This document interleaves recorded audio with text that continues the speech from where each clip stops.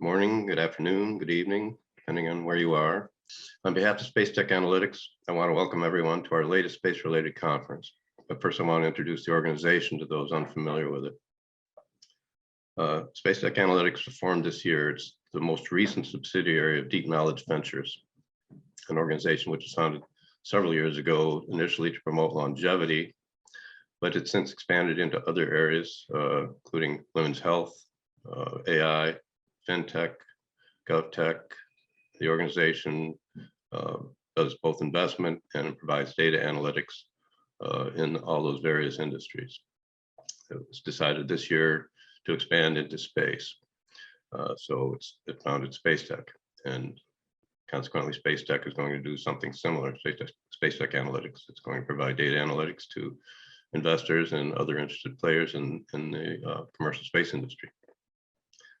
But while it's interested in all aspects of commercial space and space flight, because of the parent organization's interest, it's more interested than other space-related entities in the health and well-being of those who will be visiting, working in, playing in space, and ultimately living off planet, whether in orbit or on other worlds. Hence, we decided to put on this conference, bringing together a range of experts in the field of space medicine to better understand the issues that will be associated with that. So before introducing our first speaker, I would make a couple of observations on the state of this field in 2021. For many decades, when it comes to human spaceflight, we've been stuck in what I call Apollo mode. That is, the model is that the purpose of sending humans into space is to explore, and it will be done by NASA astronauts or cosmonauts or employees of some other space agencies. And this means that when it comes to understanding the effects of space on human health, we have a data problem. And this is the case for several reasons. First, one of the criteria to be selected for this role, to be an astronaut, is being good, if not excellent, physical health. That is, almost all of the data that we've accumulated over the decades, which only a few hundred people have left this planet, is of people who are weird. Not that there's anything wrong with that, but they're at least one, maybe two sigma out in the tail of the curve. We have very little space experience with people who are literally normal. Second, most of the data we have on these weird people is data of weird men. Not counting Tereshkova, we've been putting women into space for less than 4 decades out of the past 6 we've been sending anyone, and we haven't been sending as many, so we even have less data on the weird women. But if we're going to send humans, normal humans, out into the solar system to live, it should be the standard healthy mix of close to 1 to 1. Third, we have many trillions of human hours of experience in one gravity, tens of thousands of human hours in weightlessness, and a few hundred man hours, literally, because we didn't send any women to the moon, in 1/6G. In free fall, we have some experience with conception and gestation, but only with rodents, not primates, let alone humans. When it comes to partial gravity, we don't even have rodent data because Congress couldn't come up with the money to send a centrifuge up to ISS that's currently rusting in a parking lot in Japan. So because this issue has not been a priority, we lack the data to know if we can actually build normal, healthy, procreating human communities off the planet.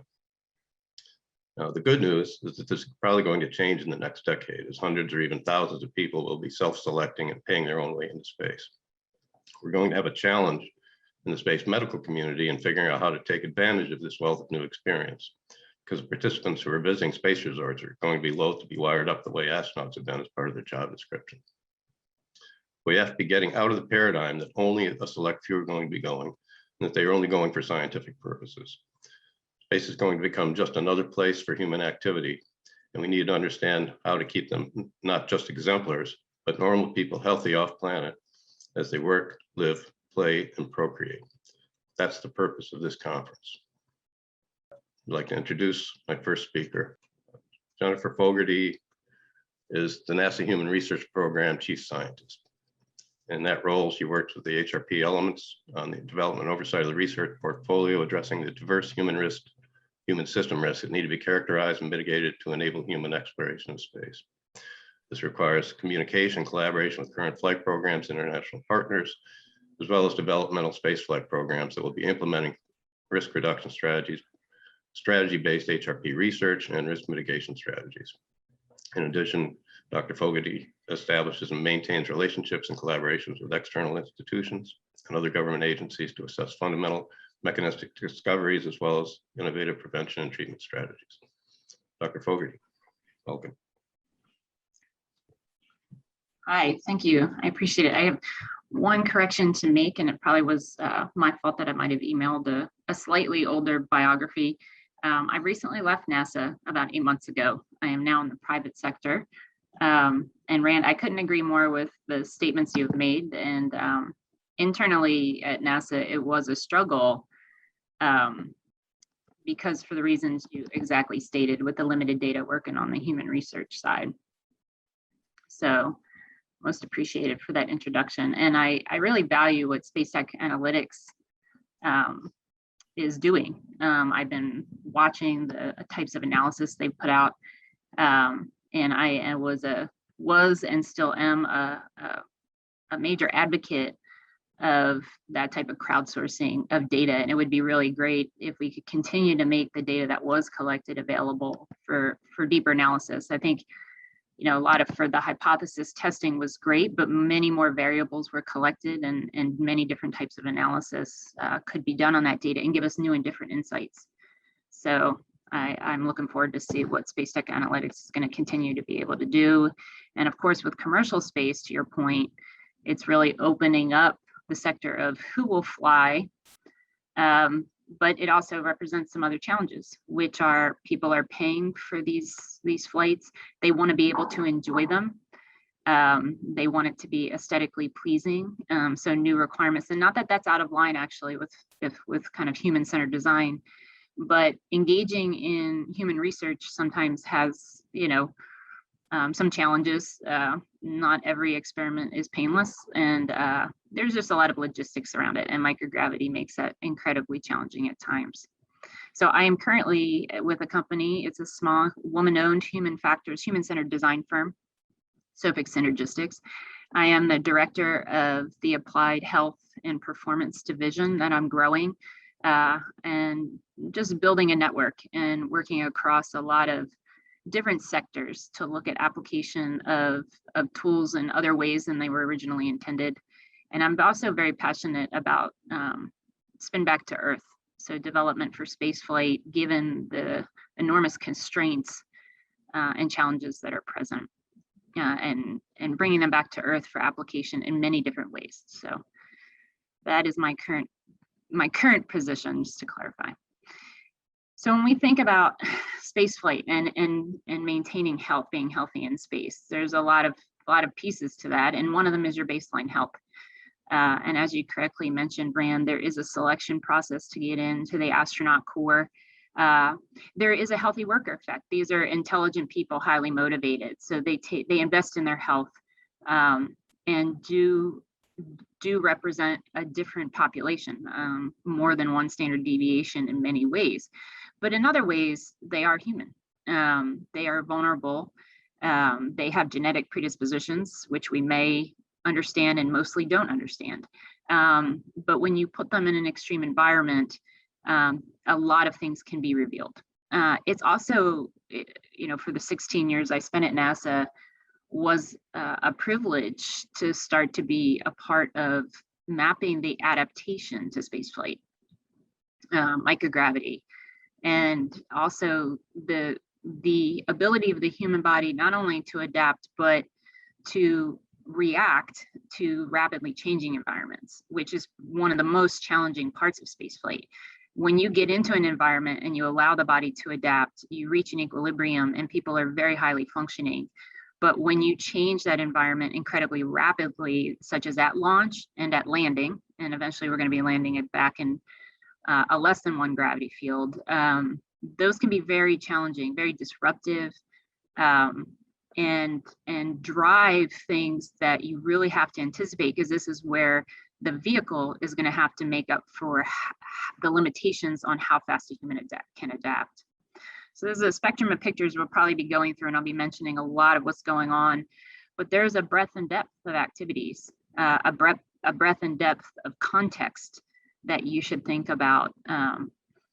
So we're going to start with Earth, and we're going to just spend a moment. I want everyone to think about the challenges we have at maintaining health on Earth with a lot of resources, and a lot of opportunities, but not equally available to everybody. So we know a lot about the limitations in countries and continents where healthcare is challenges. We also understand that culturally medicine is not practiced the same way all over the globe, and yet can be very successful.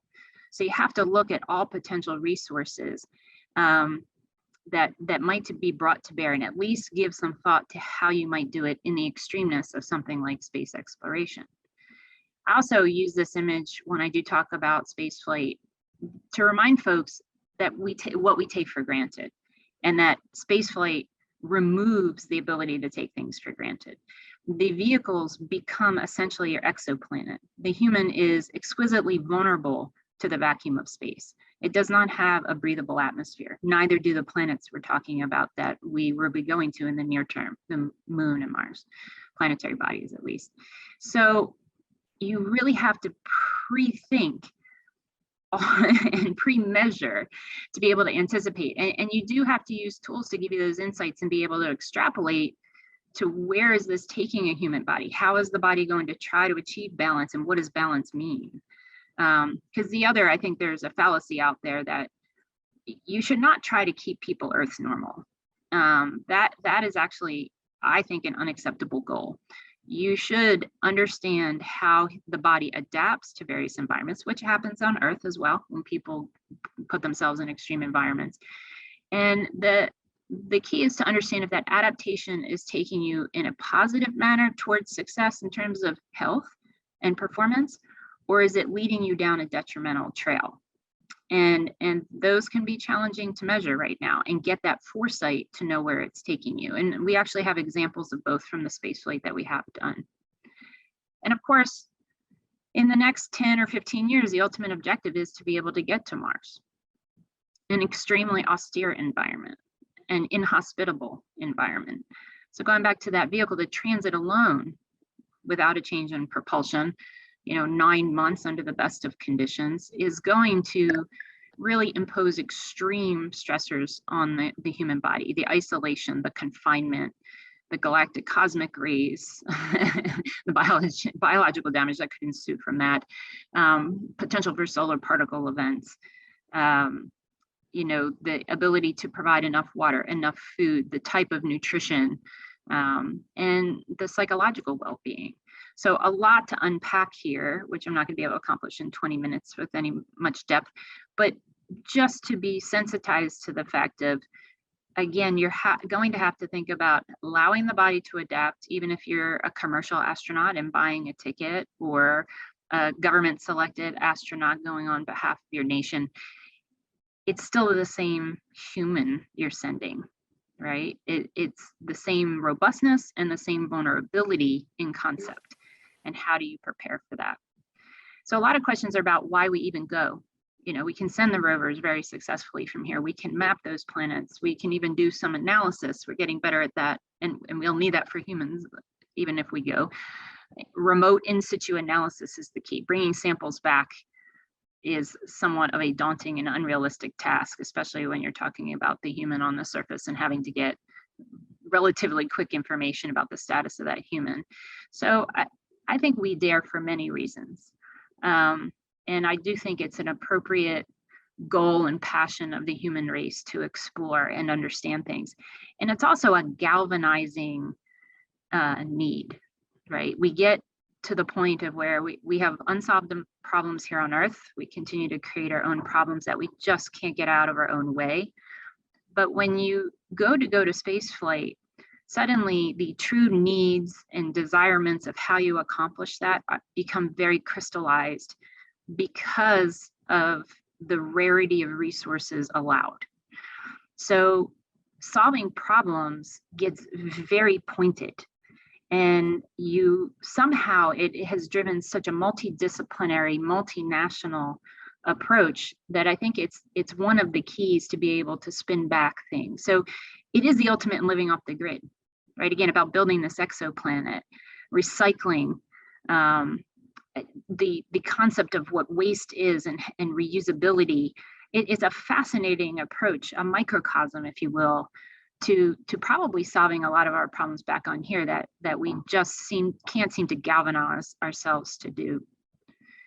So when you think about what's going to happen and the challenges of exploration, I mentioned radiation, both cases, the omnipresent high energy particles known as galactic cosmic rays that can damage DNA and cause a lot of inflammation, and they're just chronically present.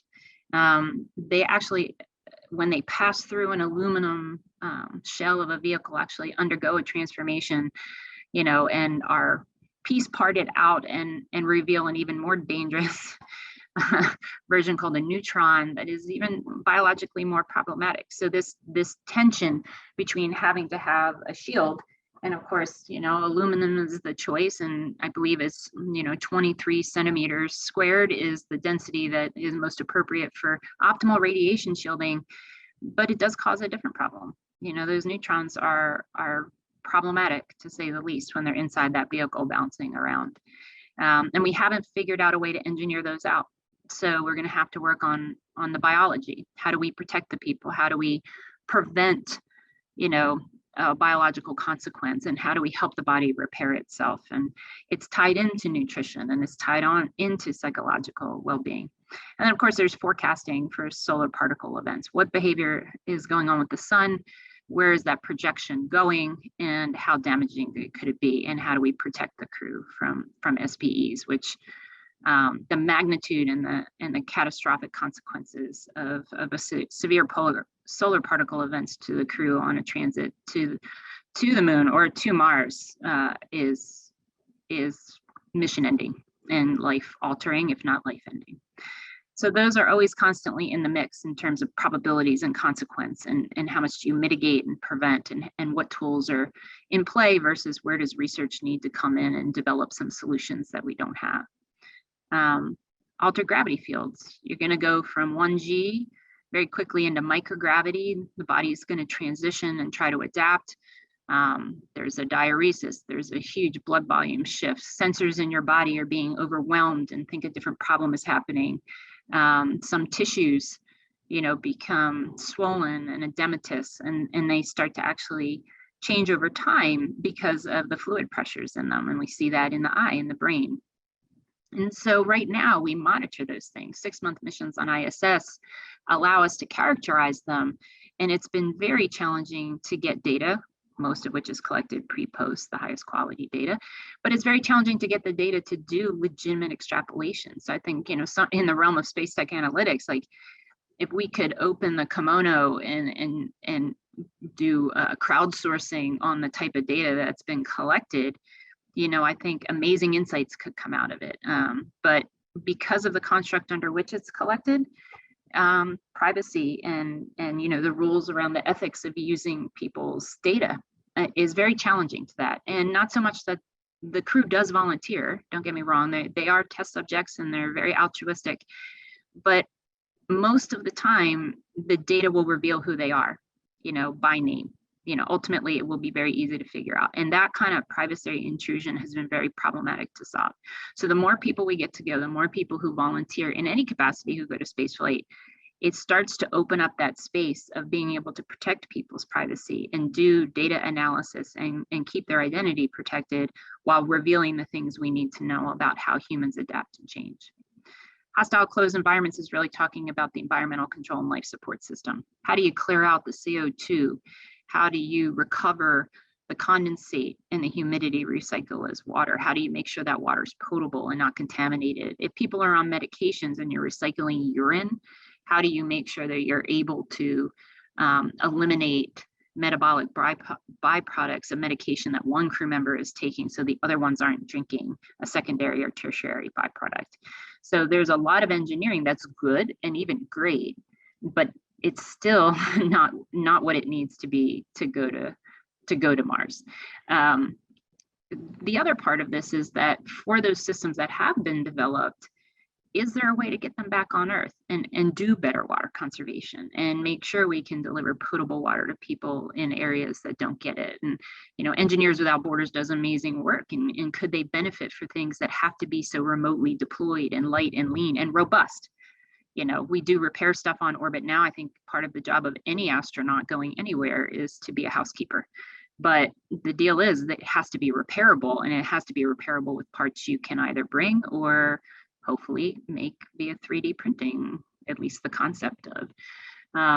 Isolation confinement is speaking to the behavioral health and performance effects of spaceflight, of any exploration really, where you have a few number of people who are confined to a very small space for long periods of time, and they're not getting a lot of stimulation, right? You have your 3 walls, if you can measure walls in a circular capsule.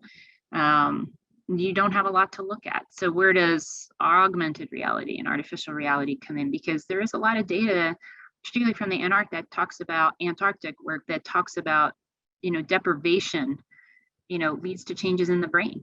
So this is where psychology, physiology, biochemistry all triangulate together, and people's behavior and feelings, emotions, and temperaments may change, and not for the better if you're not managing the situation and giving people the tools, you know, to manage it as it's happening.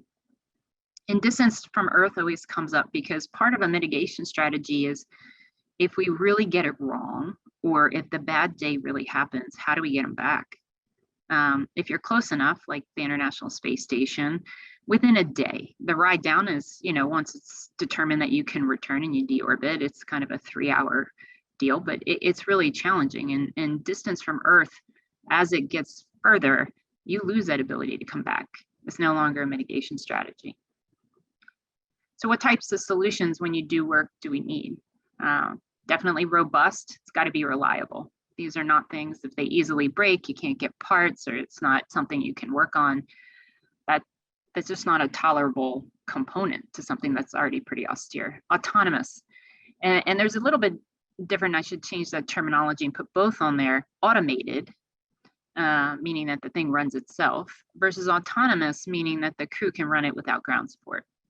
Light and lean, meaning it's not going to put a lot of mass, or it's multi-purpose. When you want to understand someone, do blood analysis, maybe the same device could do blood analysis that could also test the potability of the water and the quality of the air. And lean is really about without, you know, fringe. What doesn't it need? Comprehensive probably speaks back to that idea of multi-purpose. If you need to do voice analysis to understand someone's mood and give them back kind of feedback on their psychological state, that should be done through the guidance, navigation, and control display system. You know, right now we have separate computers on ISS that do the medical hardware versus the ones that run the station and talk to the ground control. And we are not going to be able to tolerate duplication of hardware for different purposes. The data and predictive analytics driven, that everything should be collected and be surveilled for what's changing. I always think of things as a dashboard, and where are those dials going? And do we know quantitatively when dials are changing in relation to each other, when something's going to hit a red line, or which ones are going to be a tipping point for a bad event or a good event? You know, you're on track. You know, some feedback to the crew is always a huge benefit. They have awareness. They are active participants in the work. When you do research with humans in spaceflight, it's field research. It's not laboratory quality control everything. And most stuff is out of your control, and you are trying to design something so that you can still learn from it. Agile and responsive to a changing environment. Mentioned, you're going from microgravity to partial gravity. You're gonna, when you do the shift, you're exposed to extreme G forces at times. Landings can be pretty rough. Injuries could happen there. You know, did the microgravity component in your deconditioning, you know, make you more vulnerable to a hard landing and having some type of musculoskeletal injury that then, you know, if you're landing on Mars in particular, are, you know, less capable of doing an extravehicular activity? And do we have the hardware for you to recover and treat you medically? So those scenarios play out often. You have to do a lot of concept of operations to kind of tease out, well, what are we trying to accomplish? How do we think we're going to get there? What's the vision? And then decompose it into the areas of, do we have solutions to those challenges? If we don't have solutions, we have a gap. What kind of research and development do you do? And, you know, how do you start plugging those holes and get validity? So when I used to work in my prior profession, it was really about developing a medical and performance system. And I would talk about, like, in your mind, if you're in such an austere location, what would it take to deliver medical care in this scene? The red planet. You either have to bring it with you or be able to make it there out of in situ resources. And maybe you're lucky enough to have the foresight to have pre-positioned something, but there's a lot of components that you need to know. And at some point you're dealing at a pretty high level with the human and physiology and functionality, but it would be really great to know the underlying biology, to catch things early, to do real preventive medicine. And the slight differentiator being, like, on the way, can you continually promote health, not just prevent disease or detriment, because you want to build up a reserve, because there will be challenges. There will be sleep deprivation. There may be incomplete nutritional requirements. Those things are very likely to occur. So because the body demands things at different times, right? It's a very spontaneous organism that's trying to accomplish a job. And so we will not have every strategy to build that network. So could we, again, promote reserve in areas that we know are high value in terms of the human being successful? And part of that is the mental health component. So when you think about the ISS, it really is an amazing research opportunity. And I know one of your next speakers is coming on and going to be talking about the capabilities up there with the International Lab. I mean, you can study the human, you can study an organ, a tissue, a cell at the molecular level and more, with DNA sequencing and RNA sequencing, understanding the microbiome of the human and the microbiome of the built environment, the connection between the two. There's an amazing amount of resources. And internationally, we do work together. So up on the right, you see one of the crew members in what's called CHIBUS, which is a lower body negative pressure device. It's essentially a vacuum a device that pulls a vacuum to replicate 1G with respect to the cardiovascular system, not so much to the musculoskeletal system, a little bit of pull on the bones and ligaments and joints to give those sensors kind of some feedback. But it's really about sequestering that venous blood supply for a while and challenge the cardiac function, because it's actually been the large majority of the volume has been residing in the upper half of the body, and the heart perceives that as volume overload, which is why you get somewhat of a diuresis. But how it just continue, it's a closed loop. So pressure's there, heartbeat, blood pressure are all regulated pretty well. But those pressures, the volume pressure in the upper body is having some effects that probably are not consistent with being successful at a 3 and 4 year mission. The space-associated neuroocular syndrome is not trivial. And I think we've spent about 5-6 years really characterizing it in depth, and it needs a lot more attention. And we need to really elucidate what's going on in the brain to really understand this thing and figure out how to prevent it. And there is a lot of work going on, but it's still in kind of this nascent phase. Ultrasound has been our go-to diagnostic tool. Imaging wise, it really has proven itself to be such a robust medical diagnostic capability.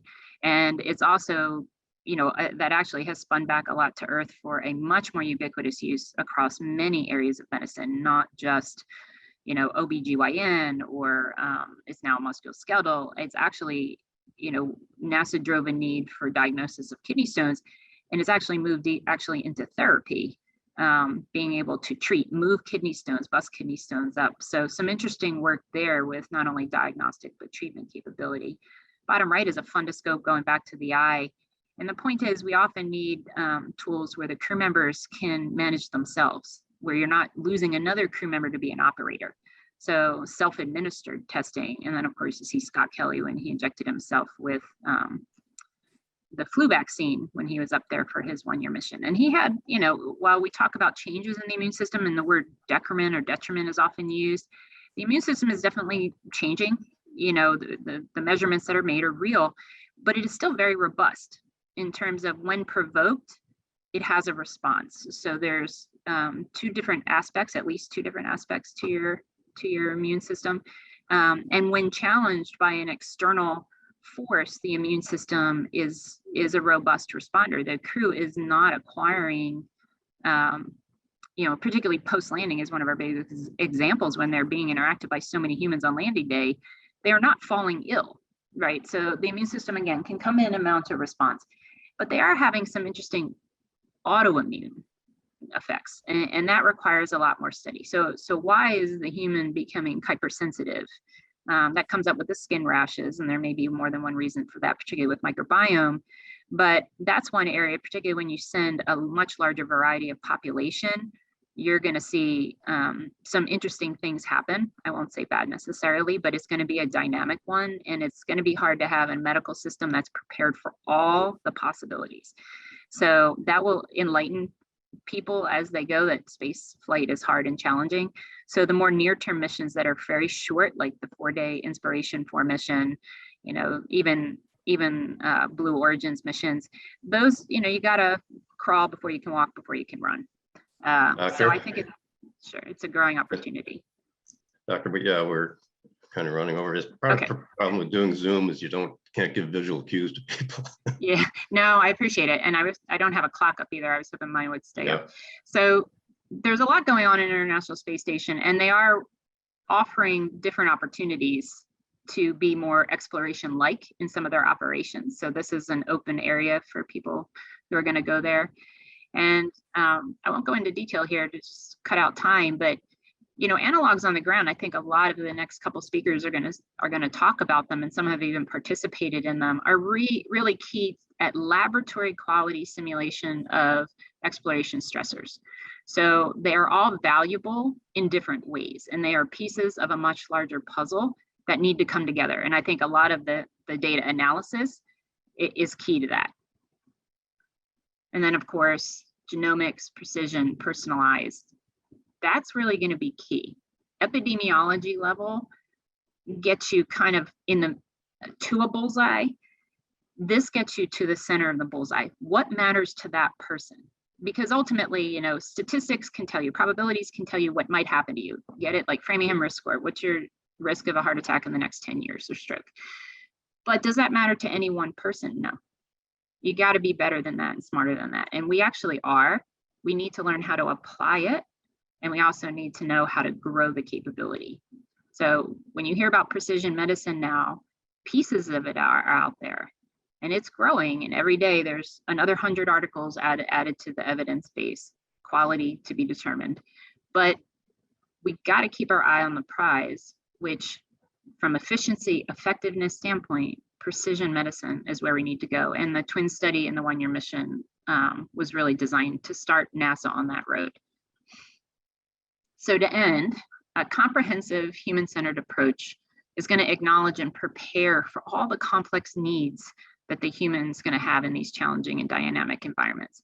And only that type of approach is going to result in an exploration journey where humans are going to be capable of surviving, and I think thriving, to do the job we ask them to do.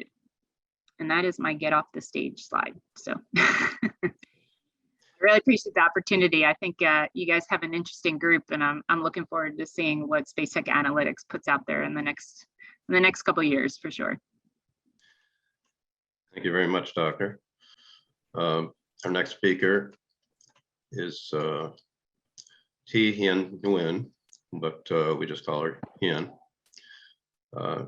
She's a German-based futurist, philanthropist, and social impact entrepreneur who's best known as a ninja for her energetic drive and passion for space, longevity, exponential technologies, and innovation. She's the founder and executive director at Space Connects, with a mission to connect, collaborate, and catalyze ideas, actions, people, and projects that lead to the opening of the space frontier. They envision a future in which humanity is expanded into the solar system, contributing products and services that will foster a better life for all humankind. And since 2009, she's been the CEO and founder of High Performance, where she works as a functional medicine practitioner and high performance coach. Thanks for the introduction, Rand. What the Space Tech Analytics team is doing here is very important and valuable. I agree with Dr. Jennifer. The reports are amazing. My presentation would be a small contribution. It's very helpful actually to these reports are almost like swipe files into the complex space and longevity industry. So I see this as a deep privilege, and I'm looking forward to share space with such an esteemed lineup of speakers, colleagues, friends, and I see also a wide global audience with a huge interest in staying healthy in space. So it's really getting real. So my name is Thi-Hien Nguyen, as Rand already introduced me. I'm a physiotherapist by education turned philanthropist, and the founder of High Performance Center. It's a practice where we do high performance coaching, physical therapy, functional nutritional coaching, naturopathy, and so forth. For fun, I'm an athlete also with and just recently actually sold my business in 2019. I must have future forecast the disruption. In 2019, yeah, before the disruption happened, I sold my business and I signed up for the International Space University and became an SSP alumni, and was elected as a UN Space for Women Network mentor in 2020. And now we are in the second year of the mentorship program, where we inspire women and girls for STEM and space education. So I would like to start the presentation, of course, with our latest inspiration for crew mission, which included ISICMAN, St. Jude physician's assistant Haley, who lost her leg due to cancer and is the first astronaut with a prothesis in space right now, and data engineer Chris Sembrowski, and geoscientist, space artist, entrepreneur, and dear friend, Dr. Sian Proctor. They performed a number of experiments in orbit around Earth with a team from SpaceX, Trish. I don't know if you're here, Dr. Dorit, Baylor, and Cornell collected environmental and biomedical data, as well as biological samples like blood from the crew. Just actually is EGC activity, movement, sleep, heart rate, rhythm, blood oxygen levels, as well as the light and sound levels with the crew, tracking behavioral and cognitive performance. They use really simple apps called Cognition, organ system using AI, intelligent powered ultrasound device designed for use by non-experts to assess the crew's balance, perception before and after the flight. So it's very interesting to see that they're actually using simple innovations that was developed on Earth as opposed to opposite around. So SpaceX is also working with the researchers at Weill Cornell Medicine to study the genome, microbiomes, and telomeres. Similar to the NASA twin study, they will be working to replicate many of the same protocols and experiments that were innovated for that study on the famous NASA twin study. I think they cryonically freeze these data for further analysis. So in today's talk, I will not deal with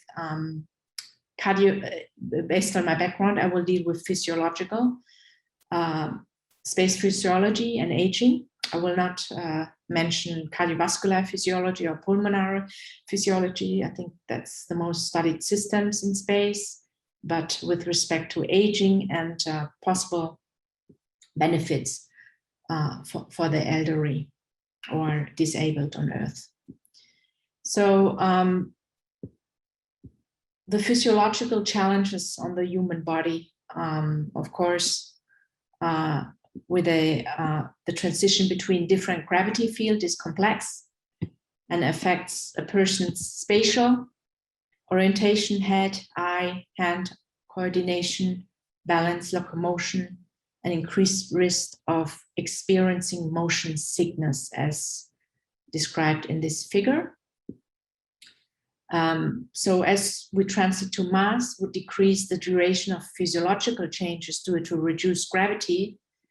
If this transit were possible at 1g at acceleration, then we assume the negative effects of microgravity would be avoided. So, so astronauts coming back from long-term missions, they present similar, similar issues like in the elderly. Immune system, impaired immune system, the defects were identified in response to real and simulated microgravity, increased virulence, antibiotic resistance, enhanced susceptibility to infections during space missions. We see this actually in elderly, even as we sit here, you and me, we have, in my daily practice, the big issues really are micronutrient deficiencies. And as we venture out into space, the harsh environment is even more deficient. Like we see this every day. You mean we're deficient in magnesium, a well-known micronutrient due to soil depletion, magnesium and zinc, which is important for all enzyme activities. Muscle tendon unit and exercise as countermeasures. Sarcopenia is a typical aging-like effect of microgravity on muscle tendon unit structure and function that is still awaiting effective physical, nutritional, and pharmacological countermeasure. So this could also be benefit on Earth for the rehabilitation of injured elderly people. So we practice actually fall training every day with elderly people. So since the early space flight era, the research in the field has been extensive. Here we use also branched chain amino acids to maintain lean mass. So that has been also been effective in space. So insulin resistance and endocrine changes, also well known in the elderly and in the space environment. Insulin sensitivity changes that typically accompany aging on Earth and that gradually will progress to diabetes. They have been repeatedly reported in these space flights, but as we know, diabetes 2 is the hormone that we can 100% control through intelligent dieting. So the space osteoporosis is well known, characterized by lower bone formation rate and enhanced bone resorption. So supplementation of D3 and K2 supplementation and anti-resorptive drug administration is useful.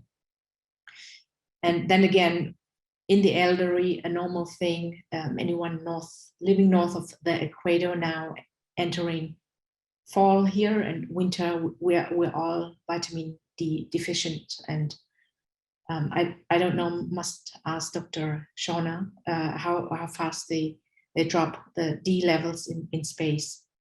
Another issue is melatonin and sleep.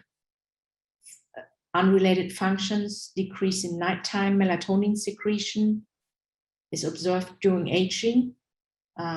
So trouble falling asleep and of course staying asleep when your head is constantly moving, waking up with low energy,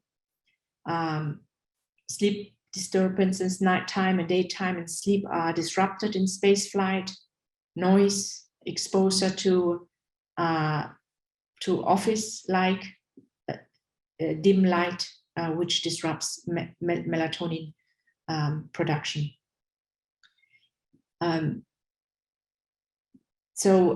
We use the Oura Ring.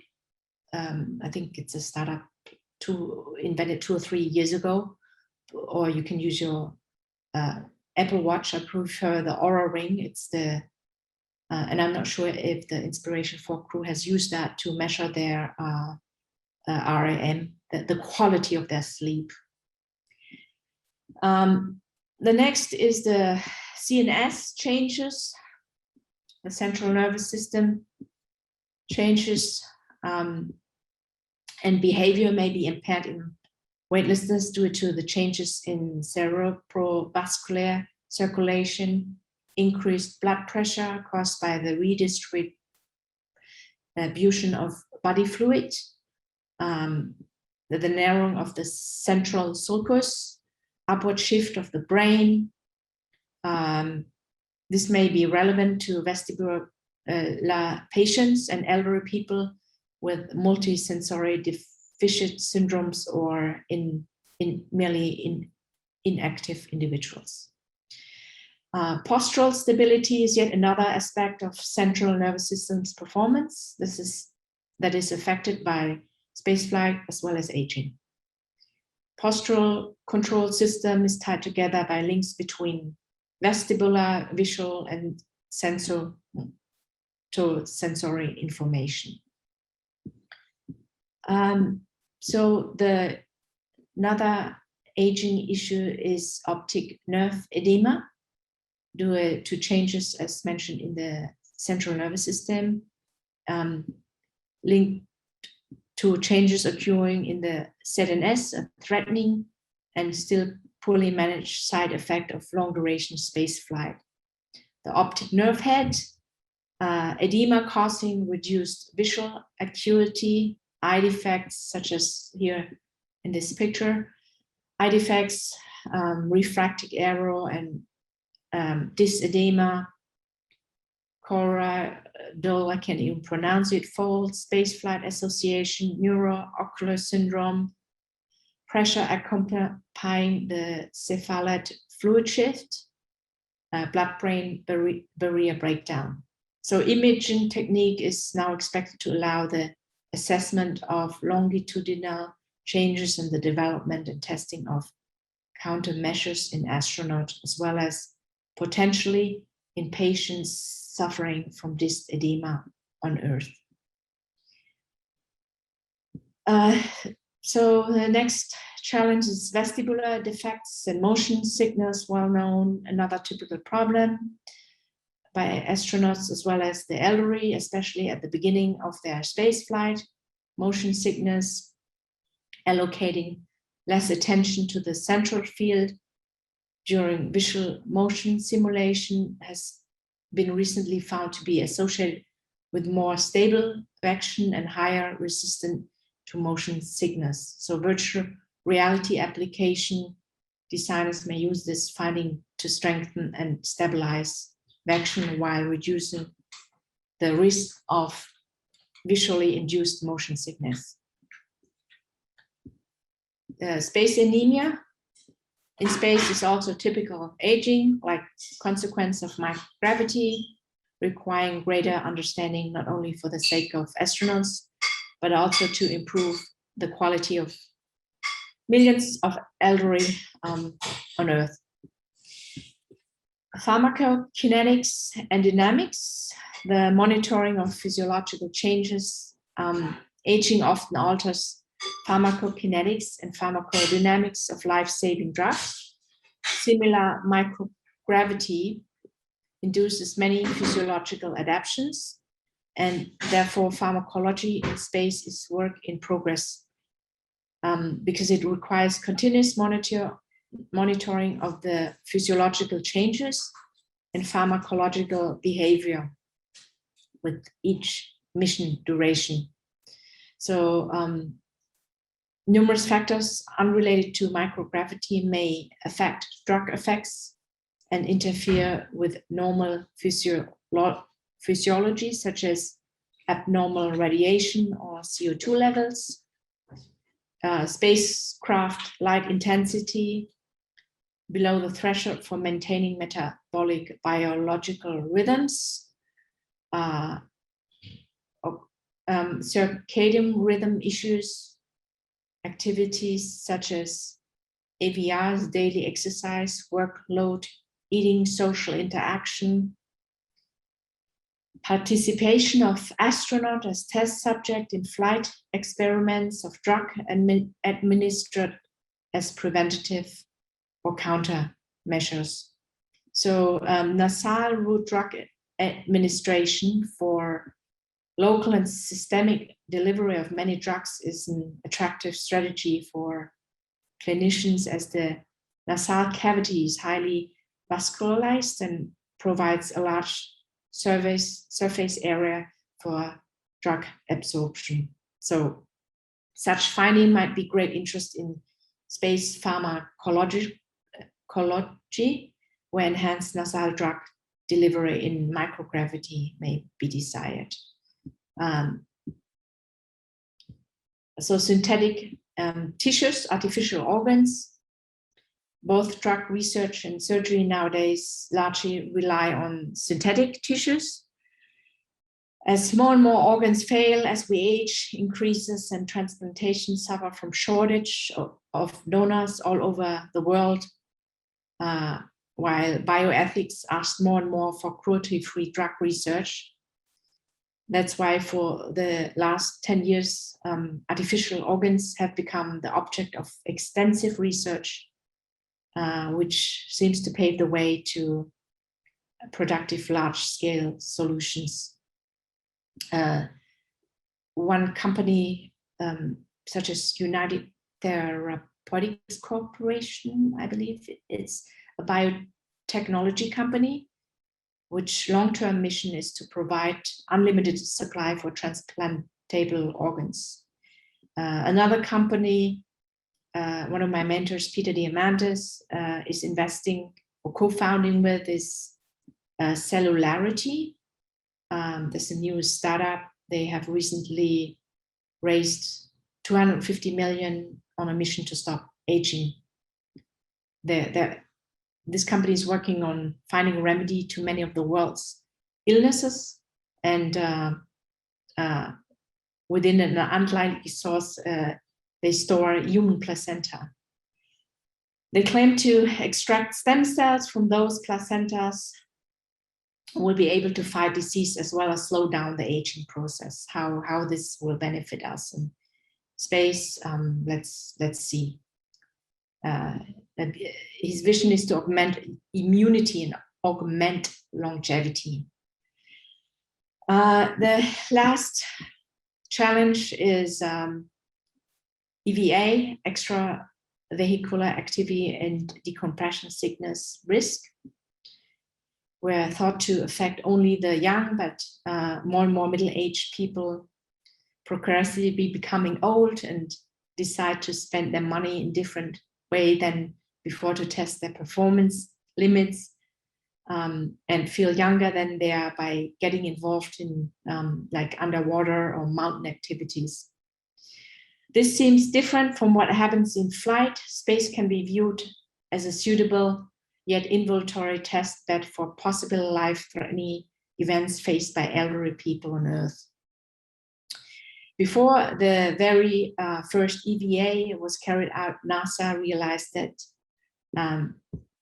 that decompressed sickness risk due to variable degrees of venous and arterial nitrogen embolism, either limited to tendons causing bends or generalized lung and brain lesions, was a risk that had to be mitigated.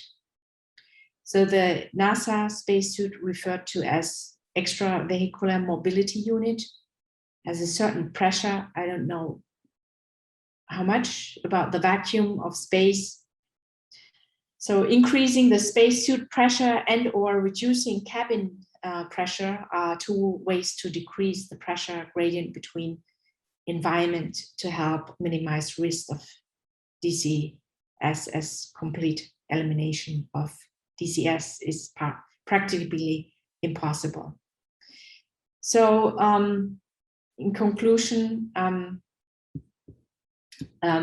participants looking for a systemically organized, exhaustive report of space physiology and longevity in space may be disappointed.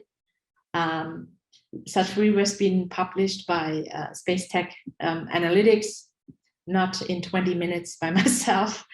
However, due to exponential growth of technologies and development of science, such reviews run risk of soon being outdated. As stated in my introduction, my intention was to offer you an update of new findings as advanced research become available.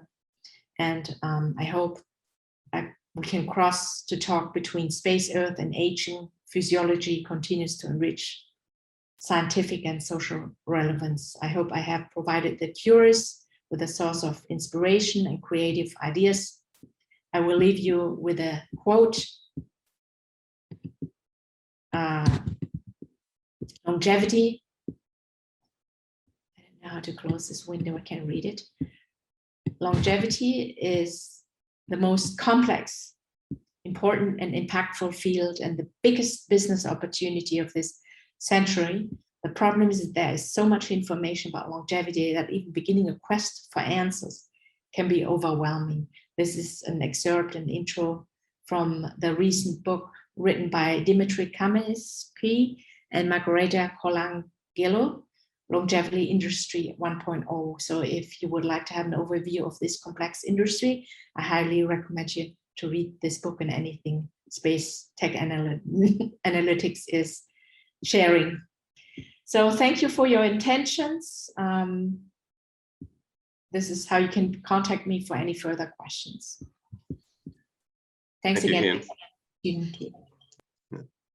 Yeah, it's fits very well with the theme, and certainly with what Deep Knowledge Ventures is interested in, because of they started out in longevity, and I'm sure Dimitri appreciates the plug for his book.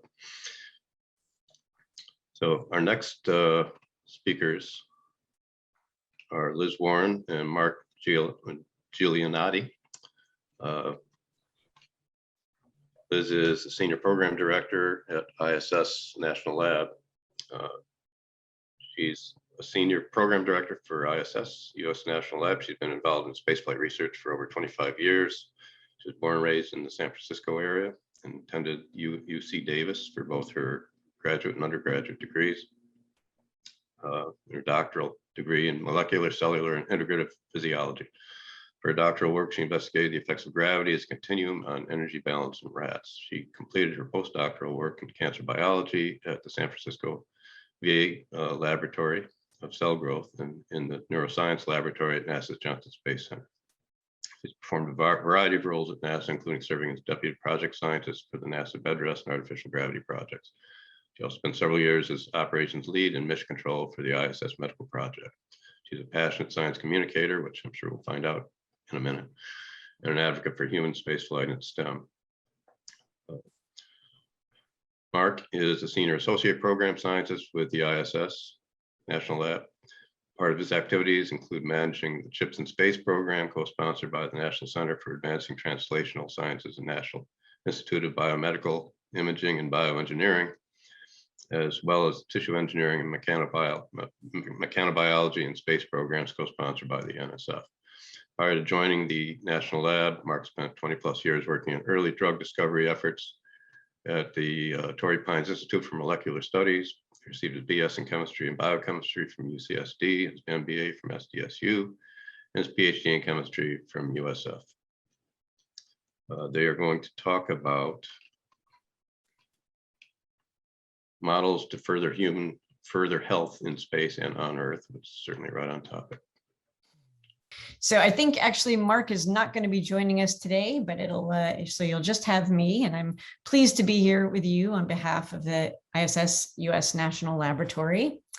To get us started, let us recall that we're celebrating just over 20 years of continuous human presence on our orbital outpost. So that is really exciting. How many people how many young people today have not even been alive while we've not have had presence on the space station? And just briefly, in 2005, Congress designated the US portion of the space station as a national laboratory. Our mission is simple: to enable scientific discovery and technological innovation in space. My company, CASIS, we manage that asset. We manage the ISS National Laboratory. So I wanted to start out by telling you a little bit about the laboratory. Of course, it's 1 million pounds of hardware built in different nations brought together in orbit to make a structure that is about as big as a US football field. It's home to an international crew, and it is also an incredible laboratory to perform research that simply cannot be done on Earth. And of course, you are a very familiar audience, but why space? Why are we doing research in space? Of course, there's 3 unique propositions offered by the space station: sustained microgravity, extreme conditions outside the space station, and a vantage point from which to study the Earth with remote sensing, and of course, looking out into the cosmos as well. And when I'm speaking to potential researchers about doing science on the space station, a lot of people have not really considered that, but I like to tell other scientists that conducting research in microgravity is a lot like looking at your science, whatever your topic is, with an entirely new lens of discovery. So in contrast to NASA's missions to use the space station to benefit further space exploration goals, our mandate at the ISS National Lab is to provide access to the space station to the research community that is interested in benefiting life on Earth. Essentially, bring value back to the US taxpayer. We work with academic researchers, other government agencies, like NIH, NSF, DoD, and industry to carry out our mission. And as you are now very familiar, thanks to our previous 2 speakers, spaceflight induces a number of physiological changes in our astronauts. I won't go through those because I think you're now very familiar with them. But it is interesting to point out again that this all is happening in otherwise extremely healthy, weird individuals, as you said, Rand. And these changes appear similar to several maladies here on Earth that occur either in our aging population or during injury. So this makes studying astronaut health in space really interesting to people that want to understand onset and progression of disease processes, especially because these changes in spaceflight occur very fast, and also because, for the most part, they are reversible upon return to Earth. Which brings me to a topic of regenerative medicine, essentially regrowing, repairing, or replacing cells, tissues, or organs. I live in Houston right now. It's still really hot. There's a bunch of lizards in my yard. If I go outside and I catch one by the tail's going to drop off. Lizard's going to be happy. It's going to grow a new one. How come humans can't do that? Well, aside from the fact that we don't have tails, but why can't we regrow limbs? Well, it's very complex, but part of that answer involves stem cells. Stem cells are unique cells in our body that can develop into specialized other cells like neurons or cardiomyocytes. One day, stem cell-based therapies may be much more widely used to treat a variety of illnesses. Now, we're not quite there yet for a variety of reasons. Some of those limitations include growing enough stem cells for treatment, keeping the cells from differentiating until it is time, safe cell sources, etc. But there is a lot of research going into stem cells right now, even in space. Now, we believe that there is an advantage to culturing and expanding stem cells in space. First, differentiation has been halted or even reversed in microgravity. In other words, stem cells stay STEMmy in space. Second, microgravity improves stem cell growth and expansion. Third, we can use stem cells in microgravity for disease modeling or manufacturing of tissues and possibly organs. So stem cells enable us to model diseases that are specific to a patient, the precision medicine that Dr. Fogarty mentioned. Imagine if you are an astronaut and you're about to go to Mars, wouldn't it be interesting to send some of your cells, some of your stem cells to space first to get an idea of what kind of countermeasures your unique physiology is going to need? Stem cells also enable us to do some biomanufacturing of tissues and organs. We may be able to take a patient's own blood cells, revert them back into stem cells, then reprogram them to become any other cell in the body. And because they are uniquely from a unique patient, there's no concern for immune rejection if you have printed an organ or tissue. Now, we've tried to use 3D printers here on Earth with moderate success, but we're limited to about 1 centimeter of thickness because the weight of the tissue collapses on nascent blood vessels, and it's really challenging to get thick tissues. You need to have a scaffolding, et cetera. But in microgravity, we don't need a scaffolding. There's time for angiogenesis and maturation of tissues. And just imagine, there's over 100,000 people just in the US that are waiting for an organ transplant. Imagine being able to bring that number down. Now, we are a very long way from custom printing organs in space, so I don't want to oversell that. But perhaps we're not too far away for providing organs for drug development and testing.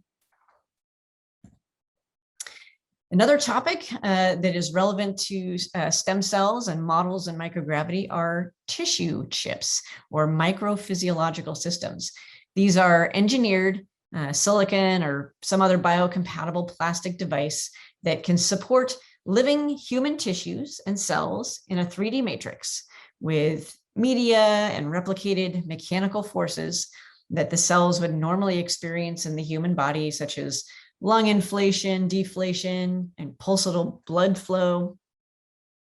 Because of all those things, because of the 3D nature, because of the mechanical forces, tissue chips recapitulate or mimic complex human physiological responses better than standard 2D cell culture in a flask.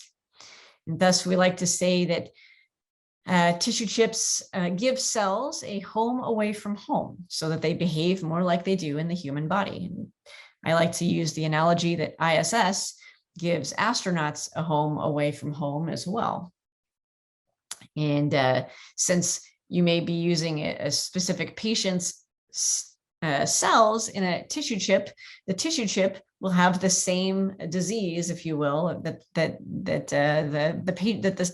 the human has. So if you want to study a heart arrhythmia, for example, well, a tissue chip with cells from that patient, if they're cardiovascular cardiomyocytes, will also have a heart arrhythmia. So tissue chips can really model specific diseases.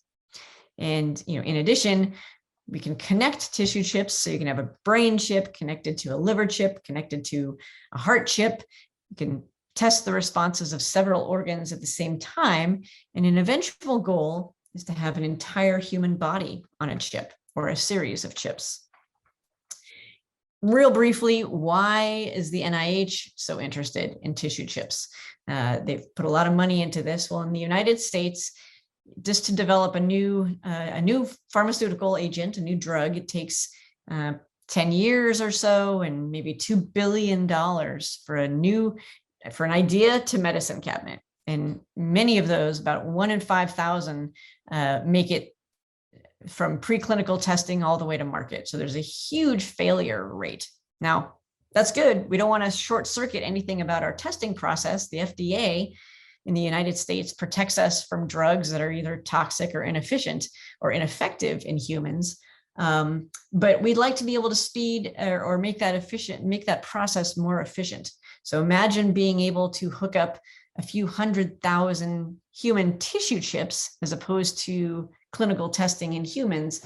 Maybe we'll make this a little more efficient, more relevant, and more ethical. Maybe we can even eliminate animal testing. Now, we're not there yet. Tissue chips are only about 15, maybe 20 years old, but this is really cutting edge bioengineering. And the NIH is pushing the technology to make this, validate the science, develop some standards, and make the tissue chips more turnkey in a laboratory. And that is where tissue chips in space comes in. If you want to study a disease like bone loss on Earth in a tissue chip system, well, it can take years or at least many months for a disease process to develop. Well, we know that astronauts begin to lose bone in just a few days on orbit. Disease processes, of course, are accelerated in microgravity. So maybe we can use tissue chips to study that disease onset and be able to address these issues quicker. And as a bonus, in order to fly one of these experiments to the International Space Station, we have to kind of modify and fit an entire laboratory into something about the size of a shoebox that is going to be operated potentially by a fighter pilot. So a lot of work is done toward turnkey and automation.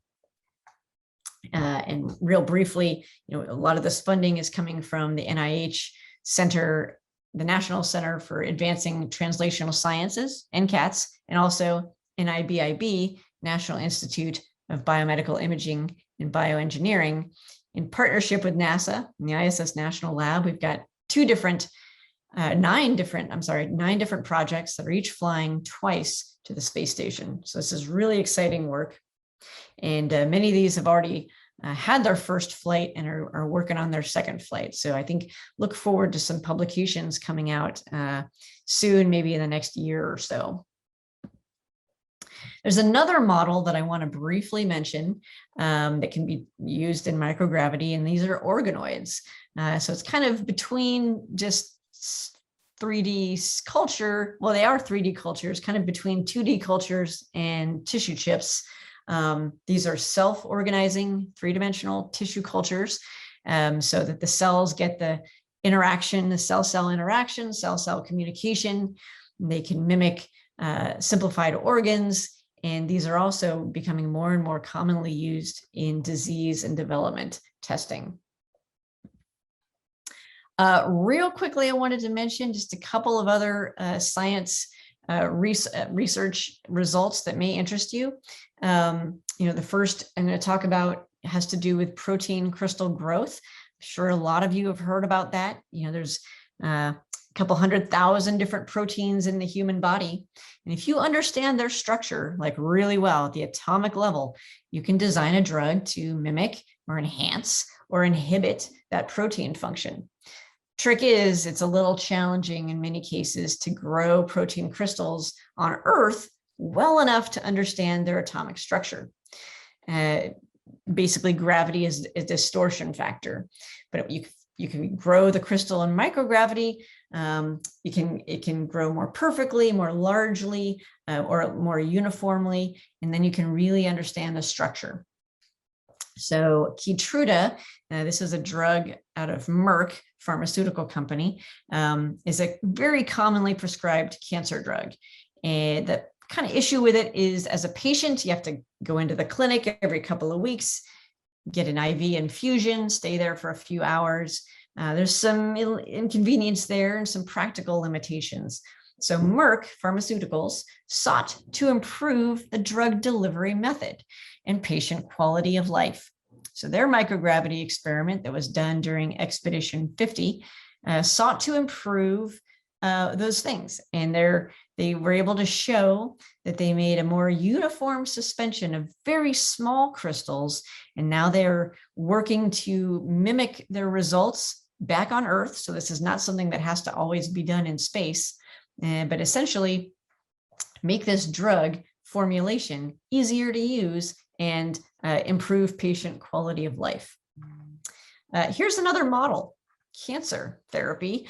This is a drug that is being developed by a small company, a small biotech firm called AnGX. They have an idea to use cultured endothelial cells in microgravity as a model, an in vitro model for resting normal endothelium, which is a very quiescent, reduced state of cell growth in resting endothelium. We don't have a great model on Earth. So they decided to test their cancer therapy, their chemotherapy agent in microgravity, and their results were very promising. And they used very high doses of the cancer drug that on Earth was killing their stems, their cell culture, but on Earth, in space, this drug seemed to work very well and did not kill the cells. So again, using microgravity as a model system for more physiologically relevant tissues, cultures, models, etc. One more interesting science result, kind of in the biomanufacturing realm, comes from another small biotech firm called Lambda Vision. So they make a protein-based retinal implant, a prosthetic, to restore vision to millions of people who have some kind of retinal degenerative disease like retinitis pigmentosa or age-related macular degeneration. So they make these retinal implants on the ground. They make it on Earth. It consists of multiple layers, kind of a layer-by-layer approach of a polymer and an ion permeable scaffold. But gravity, again, interferes with both the homogeneity and that uniformity by encouraging sedimentation and gradients of the solutions. So they tried this in microgravity and had some really good luck demonstrating that they're able to make better, more stable and more uniform retinal implants. And so now they have received a large grant from NASA's commercialization efforts to continue this work. One more model that I want to mention really quickly is a rodent research capability on the space station. We can bring up to 40 mice at a time. Sounds like kind of a small number for if you're working at a major pharmaceutical company. However, it's better than nothing. And we're able to do some pretty advanced interventions with these mice. And we can do DEXA scans on orbit. We can do grip strength measurements, so we can measure the same physiological changes that are happening in astronauts. But the mice, the benefit there is they don't have exercise countermeasures. So if you really want to study muscle wasting in a full physiological model or bone loss, for example, you can do that with rodents.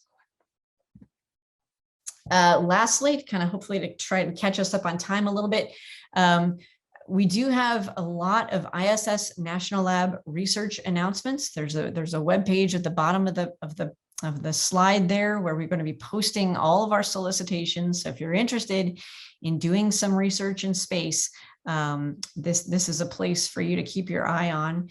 And also the link up above, we just published it. This is in preprints, a manuscript based on a symposium we held all about opportunities for biomanufacturing in low Earth orbit. A lot of those models I talked about are all included in this position paper and may be of interest to you. And that is all for me. Thank you, Liz. I do appreciate your keeping us on time, or at least not getting further behind.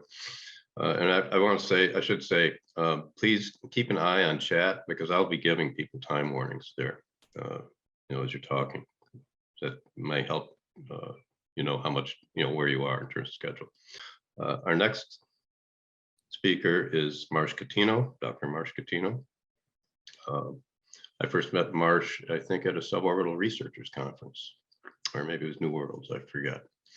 But Marsh has a BS in chemistry from James Madison University. He's apparently a Virginia guy. Got his MD from Virginia Commonwealth University School of Medicine. He's currently a emergency physician for Team Health. And he's also the founder and CEO of a company called Orbital Medicine, Inc. So he definitely fits right in here. He's an FAA Aviation Senior Medical Examiner. He's going to talk about his experience as one of his other many hats, apparently, a flight surgeon for the Zero G Corporation. And he's not going to be talking about intracranial pressure, measuring it by looking at eyeballs. Fascinating topic as that may be. Marsh? All right, can I get an audio check? Thumbs up, Rand, if you can hear me. Yep. All right, very good. So as he said, I'm Marsh Cutno. A little bit about my background so you know why I'm talking to you. He mentioned a little bit of it. I am board certified emergency medicine physician. I still work extensive clinical shifts. My last shift was last night. My experience with space started at the Kennedy Space Center back in 1995. I worked at launch and landing operations between 1995 and 1999. My last flight operation was John Glenn's return to space. Did training at NASA Johnson in 98. I have been doing microgravity research for over 20 years and have extensive experience primarily with biomedical research. I have won a fair number of NASA STTR and flight opportunity grants. I have had some of my experiments go to space suborbitally. I've not yet put anything on cases, although I have looked into some of that. I'm a senior FAA aviation medical examiner. And as he said, I have founded Orbital Medicine as a research and consulting corporation. And I have been hired by Zero G Corporation to operate as their flight surgeon. I have been working with Zero G primarily as a research reviewer and safety biomedical reviewer for a number of years and have progressed with the flight surgeon. Yeah, just to be clear, you're not actually speaking from inside the aircraft, right? No, I am not. So that's just, I took this photo last weekend. I was like, I'm going to use this as my background. So wanted to talk a little bit about parabolic flight and why it's such a good analog for space. Several people have talked about how it's a good analog, and the reason it's a good analog is because you're weightless. Now, it's a brief period of time. The original concept was developed by an aeronautical engineer and a physicist, the Habers, apparently not related from what I can tell. But in the 1950s, they were part of Operation Paperclip, came over to the United States, were working with the United States Air Force, and they felt that they could probably come up with a way to simulate some weightlessness, at least for brief periods of time. They theoretically thought that the max would be around 30 seconds. Scott Crossan, Chuck Yeager were actually some of the initial pilots tasked with developing these skills to see just how they could get up, how they could try and simulate this. And it turns out that you actually can do it, and it was effective. So the initial government operations for microgravity parabolic flight started. The U.S. Air Force started off with F-94 fighters. And between 55 and 58, they did a series of experiments basically to demonstrate it was safe and effective and things like that. Eventually progressed to a C-131, which is a small tanker, and they modified the inside of it. And as you can see in this photo, this is an early shot of some of the Project Mercury astronauts out of November 1958. And so they're wearing some of their flight suits, and they're using this as an analog for familiarity training in this instance, so that they will understand the operational challenges of working in microgravity, which is one of the interesting things is people who've not experienced microgravity, it's super hard to kind of explain exactly what's going on. I've had people say, well, it's almost like being, swimming, but it's not, so being weightless is a very unique experience. NASA picked up the mantle of the parabolic flights. They developed the Reduced Gravity Office starting in 1958, and they initially converted some KC-135 tankers. They flew many of those. I believe there were 3 iterations of the KC-135. I was fortunate enough to fly with NASA on the KC-135s. They later transitioned to the C-9. and eventually transitioned to the 727-200 series, which is still the type of plane used by Zero G. In Russia, they began using the Ilyushins, so they will fly that in Russia. And in the ESA, starting in 1984, they did a series of different planes. It started with the Caravel. They tried the Ilyushin for a bit, and then eventually ESA was flying the A300s and A310s, which confusingly is also called Zero G. Although I am not connected with the ESA Zero G, I am connected with the commercial Zero G Corporation founded in 2004 here in Virginia. So that's a brief history of the parabolic space flight. Now, my kids are always like, explain to me like I'm 5. So how does this actual parabolic flight thing work, and how does it make zero gravity? So what we're doing in this, it's technically an acrobatic flight profile. So which led to some interesting things with the founding and initial certification of this. With the FAA, initially they wanted to have everyone wear a parachute until we pointed out that, you know, for this size aircraft, if you're wearing a parachute, you're not be able to do a whole lot. Eventually, after many years, it took almost 10 years to get the FAA clearance, we're able to demonstrate that this actual flight profile is a very stable and safe one. So it's not a high risk profile, but what we're doing, we're starting around 24 to 25,000 feet. And we start with a pull up, and you're pulling up about 45 degrees. And as you're pulling up, the engines are cranked up and you start feeling weight due to the acceleration, and you end up getting around 1.8 Gs. So you're weighing almost twice of what you normally weigh. And then you're going to get right up to the top. And it's actually before you get to the top that you start going into the free fall. And what's happening is you, the plane, and everything in the plane are falling at the same rate. And the pilot, in a very careful maneuver, is aiming down so that he is going down at negative 9.8 meters per second, which is able to give you the rate that the plane is going down at the same rate that you are falling, and thus producing about 20 to 30 seconds of zero gravity time. So it's from the start of going up and then you're going over. One of the best descriptions I've had of it is people say right when you go over the top of that roller coaster, you are weightless for just a second. This sort of just stretches that out. And so that's how you're actually producing this weightless period. All right, so we're able to do this and we're able to develop high quality microgravity. It occasionally is a little weather dependent. So if it's a little windy up there, sometimes it's a little shorter, sometimes it's been longer. As far as I'm aware, longest parabola was around 45 seconds. So that was some good hang time. One of the nice things about using parabolic flight is when you get down to the cost of weightlessness, this is the cheapest way to get weightless. So it's several orders of magnitude easier to get into a parabolic aircraft than it is to get your experiment flown suborbitally or orbitally. So it is very frequently used as a pathfinder for a lot of these research and training operations. So before you actually pack everything up and go to the International Space Station, it's much easier to go and do a zero gravity campaign so you understand what's going on. There's a long history of parabolic research programs and commercial tourist operations with Zero G Corporation.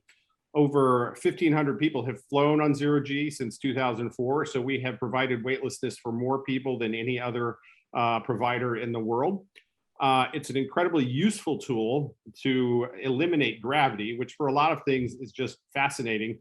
You know, the core part of science is changing something and seeing what makes it happen when things change. And so by pulling out gravity, we're able to study medical and biological processes. We're able to see how humans operate and change in it. So you can use it for human factors trainings, fluid dynamics, very robust and interesting field, mixing, fascinating field, and phase separation, where a lot of my personal research has been done, is just an extremely interesting, you know, things just don't act the way you expect them to. Heat transfer and combustion, also very robust things that you can learn a lot about on a parabolic flight program. So it is a very nice, easy way to get a lot of stuff done. And there's a little shot of our plane right there, G-Force One, the 727-200. Several people have mentioned Inspiration 4. I would just like to point out that Inspiration 4 got their microgravity orientation, so they knew what to expect on 0G. We are also, there's going to be some other commercial flights. Axiom is going to be flying some astronauts to the commercial space to the International Space Station as preliminary commercial space station development. So they have also had some training. And we are also have been used for other things such as movie films. The original Matrix was filmed in parabolic flight. And a lot of different movies, TV shows, and other things have also used the microgravity experience to have unique and exotic videos. So of course, the reason I'm actually here is, some of the medical considerations. And for those of you who don't know, the old nickname for especially the KC-135 was called the Vomit Comet. When you go back to the early NASA flights, it would up to a third to a half of people would get sick on the Vomit Comet, which led to a lot of research into motion sickness. There's a lot of changes that happen in the flight environment, including air pressure, vibration, temperature, and gravity. Obviously, the gravity change is the reason we're up there, and you get a fair number of physiologic changes as well. So I'm going to go a little bit more detail on those. Motion sickness is that feeling of nausea, disorientation, unsteadiness that you get. It tends to happen when you move too fast and it's related to motion. Now, it's a syndrome of the autonomic nervous system, and you get a lot of gastrointestinal changes. And when you get the gastrointestinal changes, you get what we call an emetic effect, which means you throw up. So as it's recurring in response to motion, you have to have the motion to trigger it. If you don't have the motion, you don't trigger it. But it's interesting because there's a significant variability among individuals and what precipitates it. You'll see some people who get sick on roller coasters, some people get sick in cars, some people get sick in planes. But just because you get sick on a plane doesn't mean you're going to get sick on a roller coaster. Just because you get sick on a roller coaster doesn't mean you're going to get sick in 0G.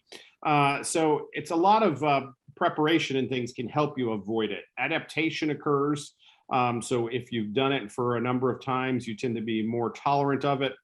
And the best way to avoid motion sickness is to not move too fast. So if I'm going to reinforce anything for all you guys who want to get on there and fly with us, what we're going to talk about is like the first thing you don't want to do is when you get wasteless is bounce around and go flipping and flopping because that gets your otoliths twisting and turning. And what happens is your body starts thinking, hey, I'm not like stable, and it triggers what we call the neurotoxin expulsion and avoidance system.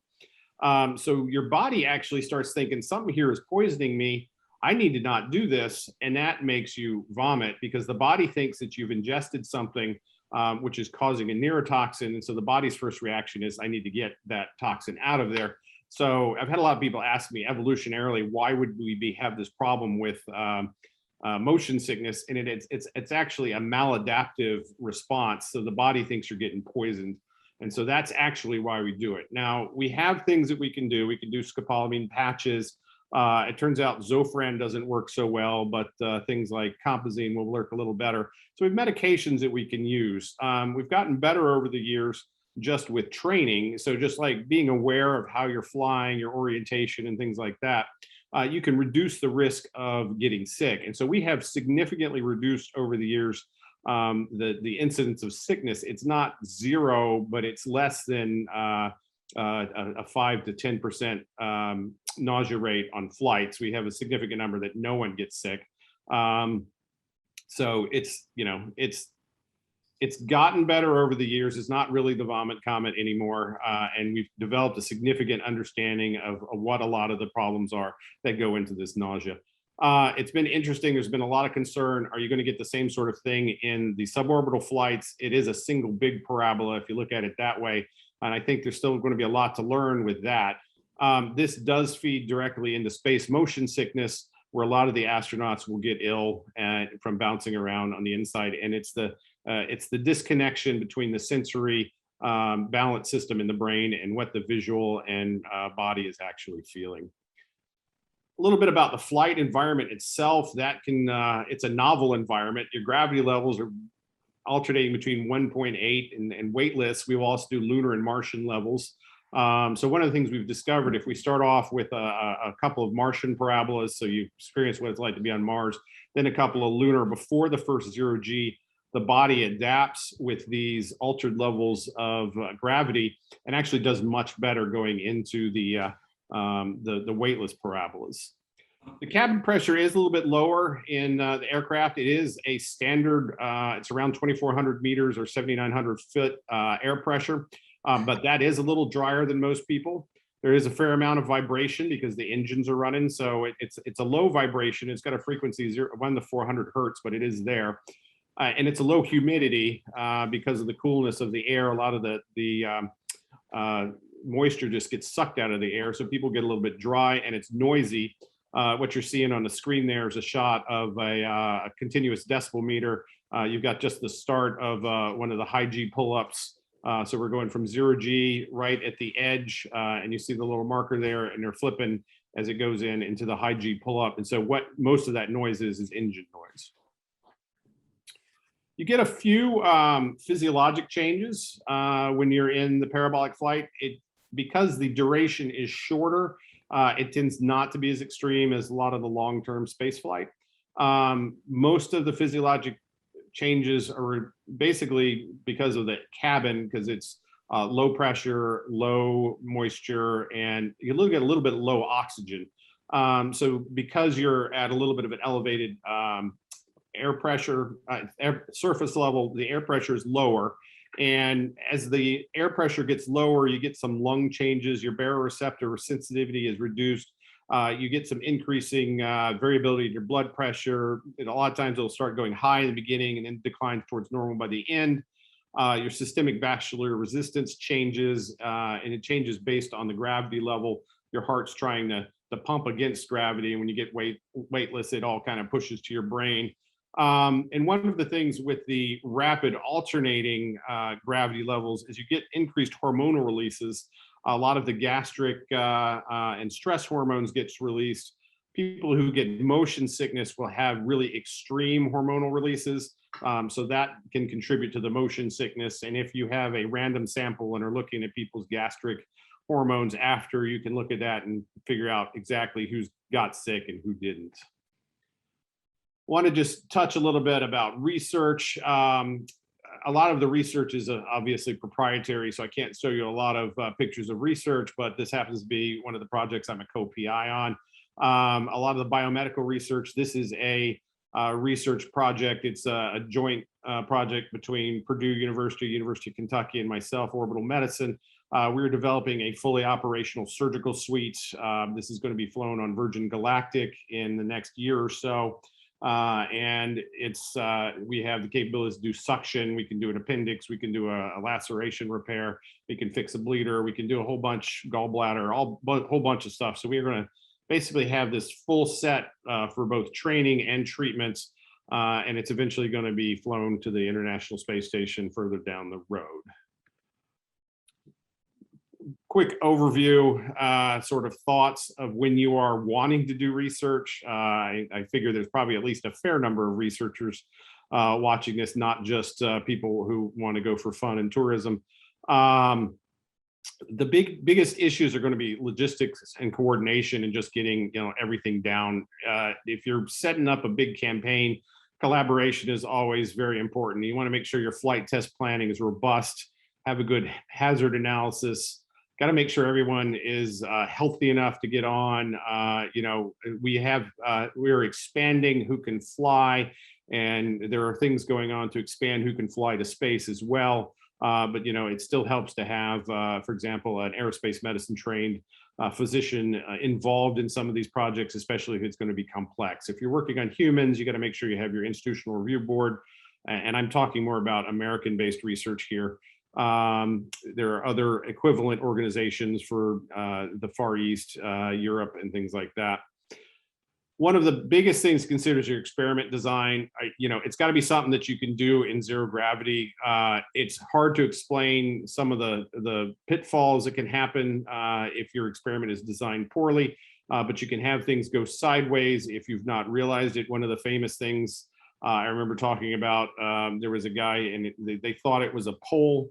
It was in the middle of experiment. There's a bunch of fluids in the bottom and it was coming out, and it was turns out it was actually a vent, and in zero gravity, all the fluid just came out and went up into the cabin.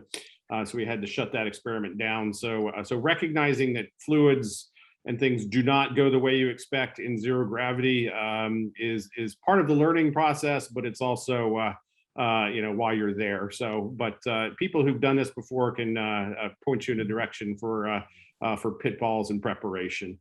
When you actually get there, payload processing, you work with your flight provider, whether it's Zero G, Blue Origin, Virgin Galactic, SpaceX, NASA, and work to getting your payload ready.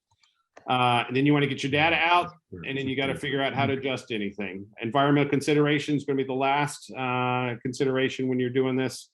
And, have at least one learning plan and then go from there. All right, I know that we're short on time. This was a 20-minute talk, so I want to thank everybody for allowing me to participate. I think this is a very interesting conference. I've enjoyed watching and learning along with everyone else, and look forward to the rest of the day.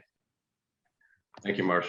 I'm always amused to think that they had a Scopedex patch on Young and Crippen for STS-1, and then you look at the bottle for scopolamine. It says, "Do not operate heavy machinery under the influence of this drug."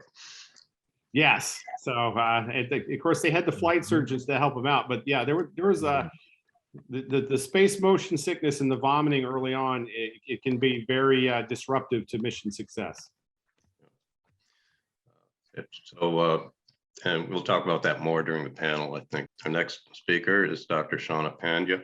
Dr. Pandya is a physician, scientist, astronaut candidate with Project Possum, an aquanaut, speaker, martial artist, advanced diver, skydiver, pilot in training. Boy, making me feel inadequate here.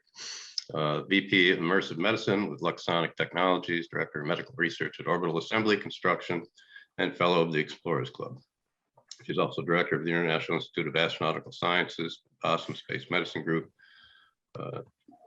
Chief Instructor at the IIAS Possum Operational Space Medicine Course, Clinical Lecturer at the University of Alberta, podcast host with World Extreme Medicine's WEMcast series.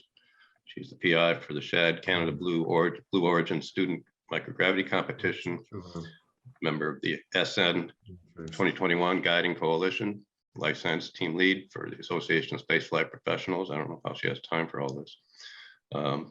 She also serves as medical advisor to several space medical and technology companies.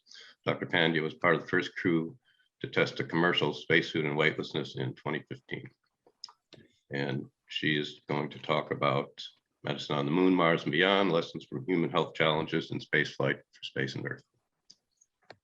Dr. Pandya. Great, thank you so much. You can hear and see me okay and see my slides? Yes. Perfect. Okay, so we have 20 minutes, 60 slides, a whole lot of caffeine on board. And Marsha, I've got one up on you. I'm working in the ER right now, so we are going to make this smooth and efficient. Thank you for those great presentations we've seen so far today. So you've heard a little bit about my background, and we're going to talk a little bit more about what the EVA/IVA spacesuit testing entails. You've heard about my affiliations. We're not going to go over them too much here because I'm going to talk to you a little bit more in the second part about my talk about some of my work. But let's start with a simple thought experiment. Imagine that you are going to the moon today and you are the crew doctor. What are you going to pack with you? In order to know what you're packing with you, you need to know what you're packing for. And that entails, first of all, knowing the environment you're heading into. And so with this audience, I probably don't need to belabor this point too much, but there's a whole host of laundry list of things that can threaten human health in space, everything from the acceleration, deceleration loads of launch to increased radiation to altered day-night cycles. So that's 16 sunrise, sunset cycles on the International Space Station, 1 every 90 minutes, temperature extremes, needing to be a good crewmate in isolation and confinement. No one wants to be that astronaut that is kicked off the habitat. The everyday lumps and bumps and risks of things we would see on Earth. And of course, the big thing that we all think of when we talk about going to space, and that's microgravity. And the summary, because I'm sure that lots of speakers have alluded to this already, is that every single bodily system is affected by the spaceflight environment. So our bones lose density at a rate of 1.5% per month. That doesn't plateau, that continues reflecting an osteoporotic state on Earth. Our muscles lose mass, our fluid shifts upwards, which has consequences for fluid load, cardiac interpretation of that fluid load, peeing out more of that fluid in the first few days on station.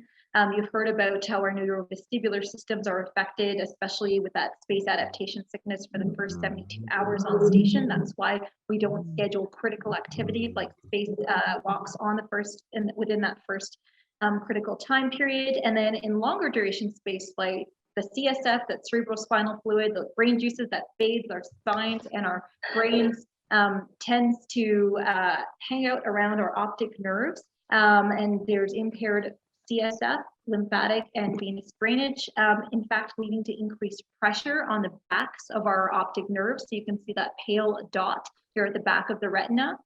This tends to affect men preferentially compared to female astronauts.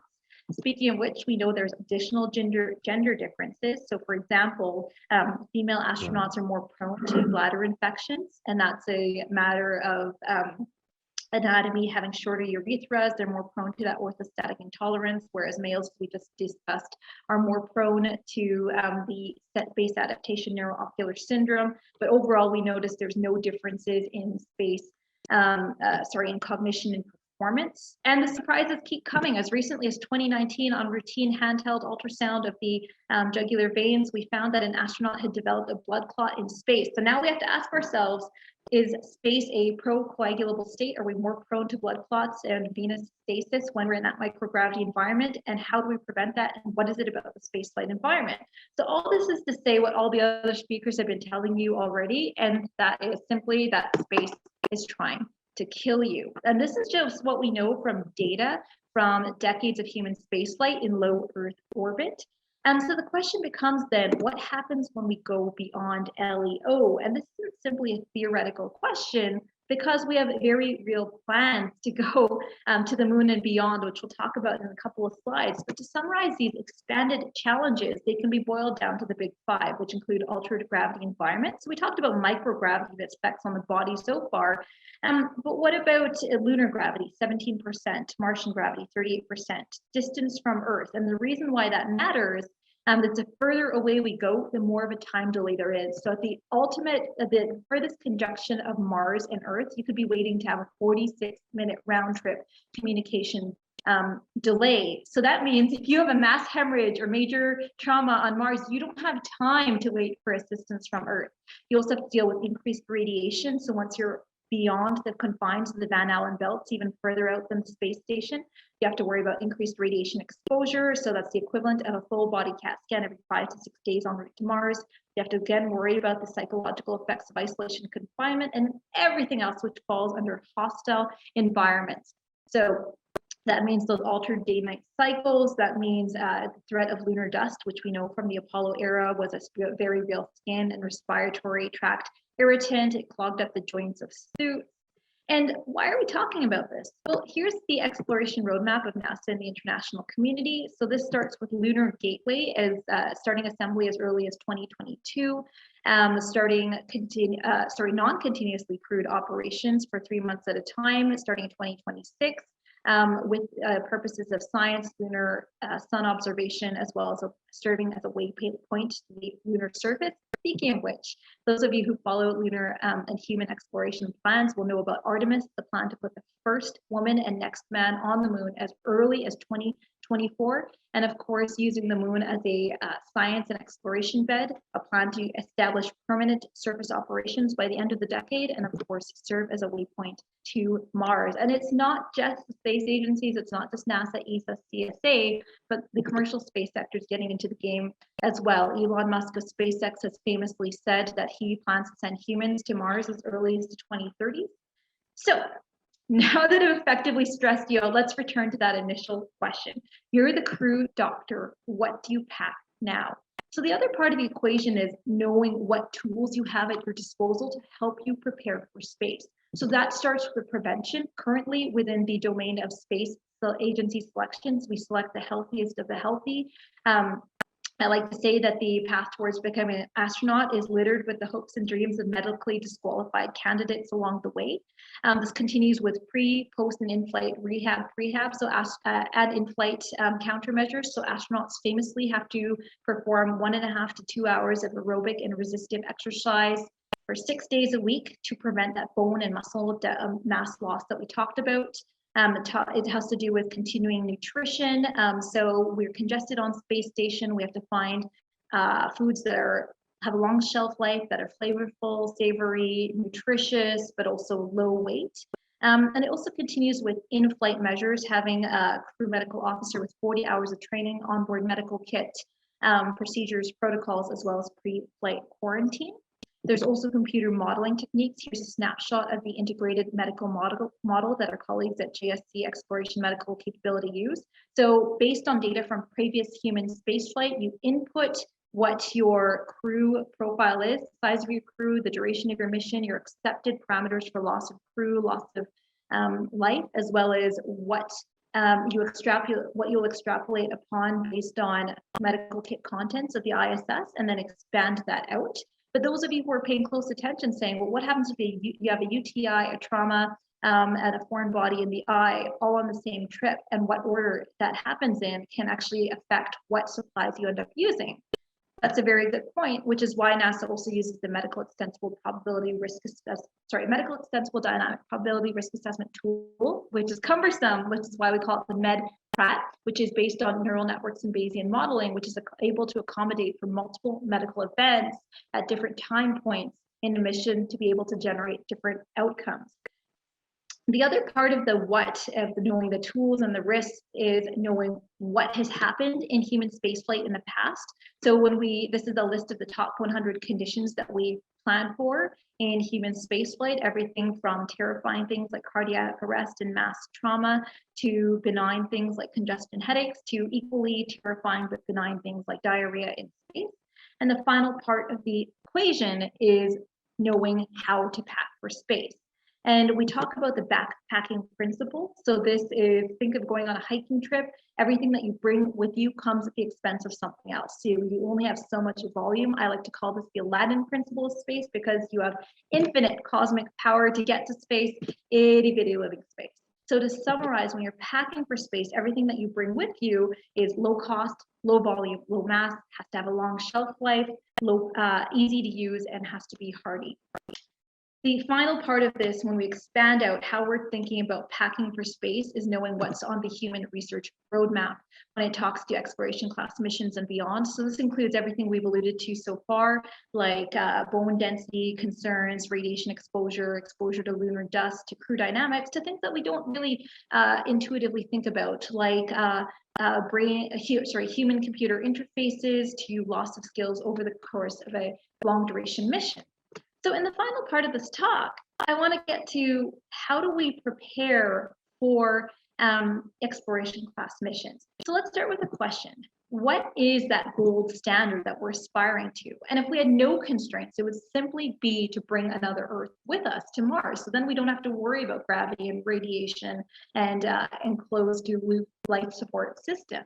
So then let's ask a second question. What if we didn't just provide the standard of care on Mars, but what if we surpassed it? How do we do that? What if we took inspiration from emerging technologies and science fiction? What if we could create artificial gravity rotating space stations like Space Odyssey 2001.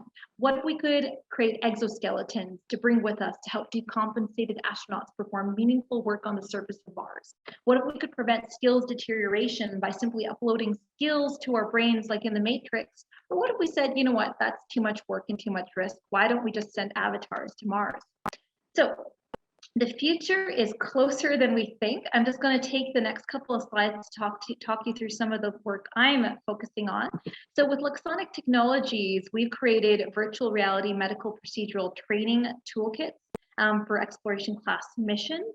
So here's me testing a different suite. This is our radiology suite that allows physicians in different locations to collaborate and review imaging in a virtual space. So I was in an underwater research habitat on the 5-day Aquanaut mission when I tested this, and I liaised with the head of radiology in Canada, 4,600 kilometers away from the Florida Keys. Here's a snapshot of an EVA trauma module that we've developed for the Canadian Space Agency. We don't have time to show the video, but basically this allows us to practice those medical skills in VR in order to maintain that skill set. We talked about the science fiction of rotating partial gravity space stations. Well, I'm here to tell you that that's actually a real principle we're working on today. So me and my colleagues at Orbital Assembly Corporation are creating research for research platforms and commercial platforms for both uncrewed as well as human-tended activity and research. So Space Odyssey 2001 is coming to life.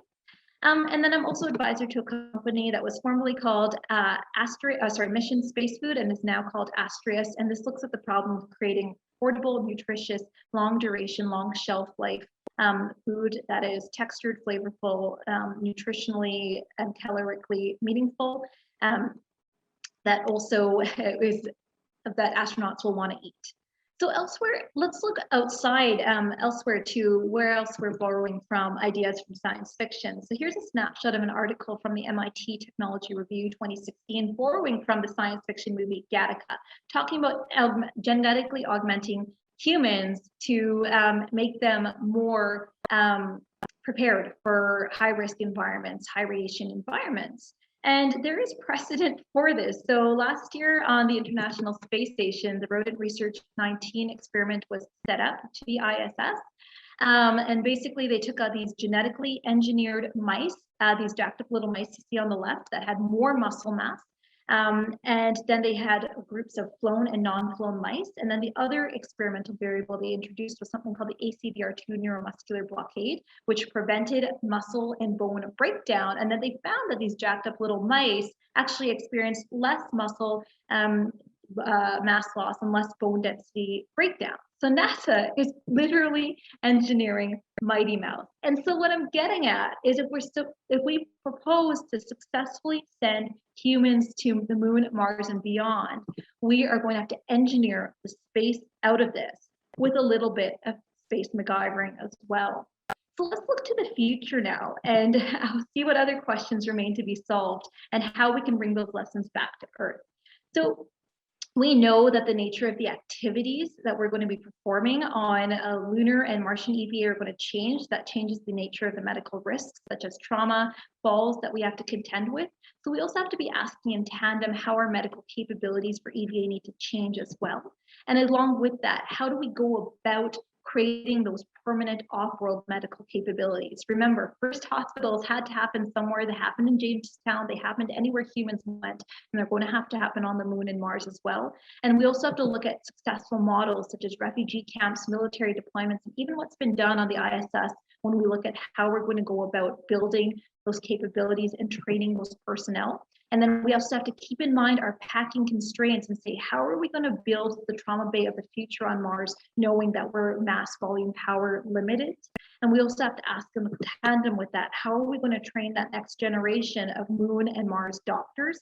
And of course, we couldn't get away without having this talk in the era of COVID-19 without asking, how are we going to handle the first moondemic? Are we going to require social distancing to 36 feet in an environment that has 1/6 gravity? And then if we're truly serious about creating and maintaining the standard of healthcare, how do we expand those regulations? What does that regulatory body look like? Do we have to expand from a World Health Organization to a galactic health organization? And if we truly care about having becoming a multi-planetary faring species, that implies settlements, that implies being multi-generational. What are the challenges that come with reproduction in altered gravity, high radiation environments? And I know we've had a couple speakers speaking to this exact problem, but the bottom line is further study is needed. And of course, we're a resourceful, clever, resilient species. So I have no doubt that we will overcome these challenges. So then the question becomes, once we go to Mars, where do we go to next? So in the last 2 minutes, let's bring it back home to Earth, because you may have noticed that when we're talking about these austere, resource limited, isolated, confined, remote environments, there may be something in common between the International Space Station, a polar deployment, a rural village in India, and an underwater research base. And if you look at the distribution of the rural population of this planet, as of 2019, 44% of the Earth's population was rural. So then we should also be asking, how do we take these technology advancements and these lessons learned and bring them back to our most in need populations on Earth? And this is already happening today. So here are but a few examples of spin-off technologies that have benefited space, that have also benefited terrestrial medicine on Earth, from iodine resin filters that have been used for water filtration on Earth, as well as for villages in Kenya, to handheld ultrasounds, to solar-powered refrigerators to keep vaccines cool in areas without electricity, to atmospheric scrubbers used to keep the atmosphere clean on ISS, used in transportation chains for produce to extend the shelf life of that produce. So what I hope to have convinced you over the course of these 20 minutes is that space is hard, space is risky, space is expensive, and a lot of these problems extend to Earth, and we have no shortage of problems to answer. But that means we just need all comers and all brains. We need you. So thank you very much. And hopefully we'll connect afterwards to answer questions. Thank you very much for your time. Thank you, Shauna. Dr. Cinelli is a senior engineer with records of biomedical engineering and space exploration accomplishments. Her work experiences are biomedical engineering, human factors, mission design, analog missions, and space medicine. She has a bachelor's and master's in biomedical engineering from the University of Pisa in Italy, and a structured PhD in neural engineering from the National University of Ireland in Galway. She's also a graduate of the Space Studies program run by ISU at Delft in the Netherlands. More recently, she completed a postdoc at Tufts University in neuromodulation. She's a fellow of the Aerospace Medical Association, past president of the Aerospace Human Factors Association, member at large of the Aerospace Medical Council, and an invited member of the Mars Society Steering Committee. She's going to talk about the role of AI in space healthcare, which is a topic near and dear to our organization's heart as well. Doctor. Thank you so much. So I will try to be very concrete and very brave, and to show you something I have worked on, and that I think it could be valuable, it could be of interest to the audience and to Space Tech Analytics too. I will talk about the levels of care, and the image that you see here on the slide is taken from the NASA standards that was published in 2015. And so space agencies here at NASA, when they decide where to go and what to do and what to bring, they have standards. Okay, when there is a planning of space operation, which is very frequently referred to the question, okay, where do we go right now? So there is a way to plan it from the medical perspective for understanding which type of devices people should bring with them, because it's not that you can bring everything that you would like to, because there is a payload, a maximum payload to reach, and people won't pay for extra payload, okay? And so there is a compromise. There is a link to the payload, but it's also linked to the medical history and to all the possibility of medical condition that could arise during a specific mission. And so that is why planning an operation, a space operation for a crew mission is so complex. because it's not just picking the location and just understanding and anticipating, realistically anticipating what can be wrong from the medical side. And most of those are estimates done with engineering software.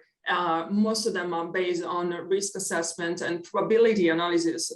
And so here it is interesting to me to see that if you're within LEO, you know, these scientists assume there is a certain moderate risk to have something, to have a threat to health or to life. However, the more you stay, the longer you stay, and the far away you stay, then the risk became more concrete, more severe. And so there is a need to redesign and to rethink about what people can really bring with them. And one of the things that I found really fascinating is that when you look at, for example, Mars, the destination of Mars, which is like, you know, when you go to Mars, you go to the planet and you go back. It's a very long mission, okay? And but even if you say in a permanent settlement on the moon, for example. Nou hoop ik dat het een beetje stil mag worden. Could you please mute yourself? Thank you. And so what is very interesting here is that people are thinking and to use autonomous medical care, which is correspond to a level of care number 5, and which is at the last road of Deucalion. And so, but however, they do not provide a really good definition of autonomous medical care, because currently there is no such autonomy. There is artificial intelligent techniques integrated into medical devices, and people are using, and physicians are using, so it is used in medical care, but there is no definition. And from an engineering point of view, it's kind of bizarre, because you can interpret it as you like. However, there are so many limitations when you think about the introduction of autonomy in medicine and medical care that are not really, I wouldn't say considered, but we're not yet at the point of considering those. Because it's not just producing an algorithm, it's just understanding how the algorithm itself can be a threat to human life. Okay, and what are the risks that the algorithm can introduce to safety? It's a very coercive and closed loop process. But for making a long story brief, I wrote a paper about artificial intelligence in space healthcare, which was already published, but here to provide you some differences. So what I think happen to my view, is that you can't just copy artificial intelligence from medical care into terrestrial healthcare and apply that to space medicine. That won't work. And the reason is because of the data. Data algorithms are training on data sets where people are exposed to the gravitational fields, while in space, it's completely different. And we do lack data, and for different reasons, okay? Because initially, the intent was not to build a huge data set, was to share the data with the community for scientific purposes, but that's way different from a data set for running artificial intelligent algorithms. Okay, so that is a big difference. So you can't expect to have the same outcomes that you have on the ground. If you lack data, you might end up having an algorithm, but the sensibility and the accuracy of the algorithm is just off. Okay, from the expectation compared to the risks that astronauts have. And so, and then the environment. Most of the time, the artificial intelligence that we use in Earth is very specific to very how can I say, to constrain, it's a contextualized application most of the time. So when you include medical history for understanding how the person will stay for way longer, the environmental data is very complex, because there are data about all of this type of information, but it is not collected and provided in one just package, and then you can be ready for usage. There is a lot of complex things about, medical data. For example, when an astronaut is on the ISS, on other space vehicle, the conversation that the person have with the flight surgeon is private. And so if there is any very specific information, very key information, that is essential for understanding what is happening in the person, the flight surgeon might won't tell you, okay, because it's a confidential information. And so some data are classified, they are underreported, And so for the data that, like, for example, people like myself in the private industry might get are just a few compared to those that are, you know, classified on the report. Still, there are so many things that we don't know, because most medical conditions are uncharted, and we have an idea about what could happen, but we cannot guarantee that, because it's not space medicine. It's aware, it refers to the astronaut population. It's not precise medicine yet, so it can't be specific. The doctor, for example, might tell you, okay, you might have 30% of chances to have something, but it's not based on your own medical history. So it's not specific on the person yet, but we are getting there.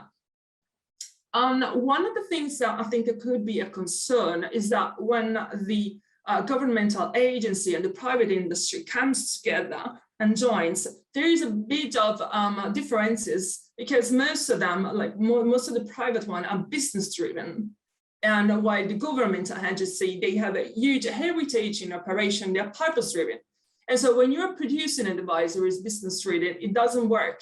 It works on different standards compared to that. To those that have been developed for purpose-driven application.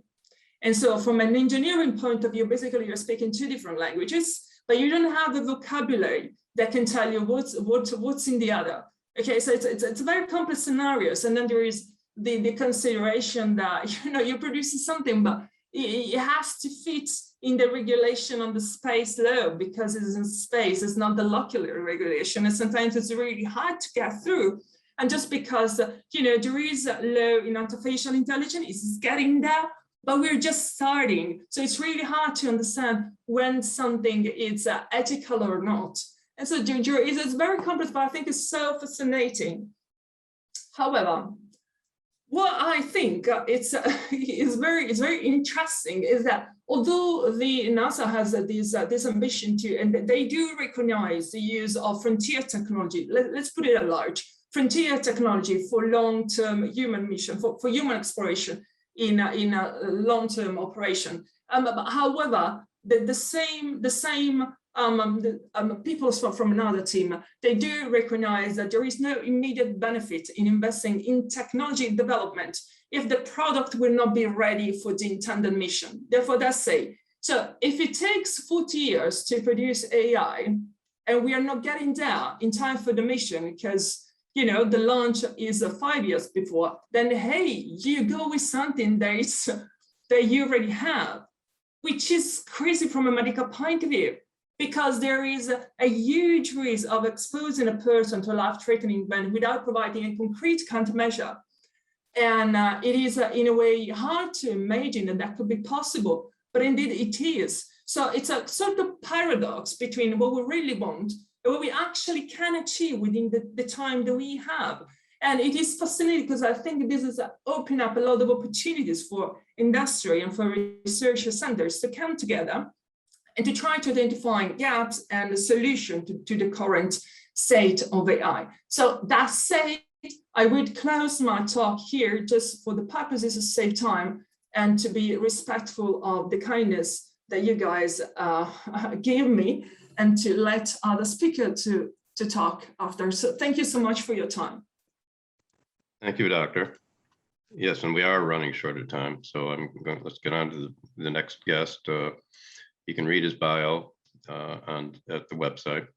I'll just say briefly that Jim Caraval is sort of a polymath. He's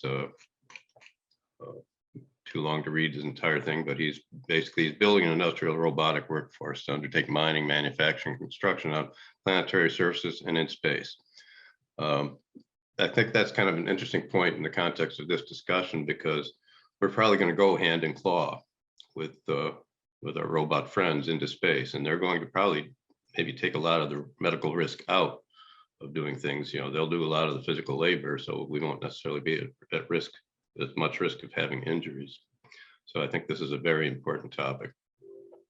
But Jim's has extensive experience in the space industry, in the launch industry, satellite design, integration engineering. He has degrees from aerospace engineering, spacecraft engineering and physics at London, Surrey, Aachen, and International Space University, and he's been faculty at Singularity U. So, Jim. Thanks, Rand. Hi, everyone. So as we're thinking of space and surviving with medical issues, there are a number of prerequisites we need to think about. Why are we going out into space? Well, there are three fundamental reasons. One is to ensure that we have a life insurance policy for our planet here on Earth, that and our species, that we have sustainable development on Earth, that we're protecting the environment on our one planet in the one habitable zone that we know, and ultimately that we're moving out to the new frontier. Now, if we consider the World Health Organization, basically the bottom line of their definition of health in 1947, health is a state of complete physical, mental, and social well-being, and not merely the absence of disease or infirmity. This is, in my view, a world away from most Western social and institutional medical practices, where we wait for pathology to emerge and then try and solve it after. What we need is a much more of a holistic, broad-based consideration in our definition of health, in our approach to health here, both on Earth and in space. And I think there are lots of not only synergies, but in fact, requisites that cannot be separated between Earth medicine and space medicine. And in fact, one other field of medicine that I'll touch upon a little later, which some of the speakers have already mentioned. So if we just very briefly think about the context of settlement and going out into space, there are a number of aspects that we need as a human civilization as we push out. That involves transport, energy, extraction, materials, processing, fabrication, agriculture, communications, health itself, entertainment, and organization. All of those aspects create stress on us as individuals and as communities. They take resources to undertake, and that basically means we have to undergo all of that effort to build civilization.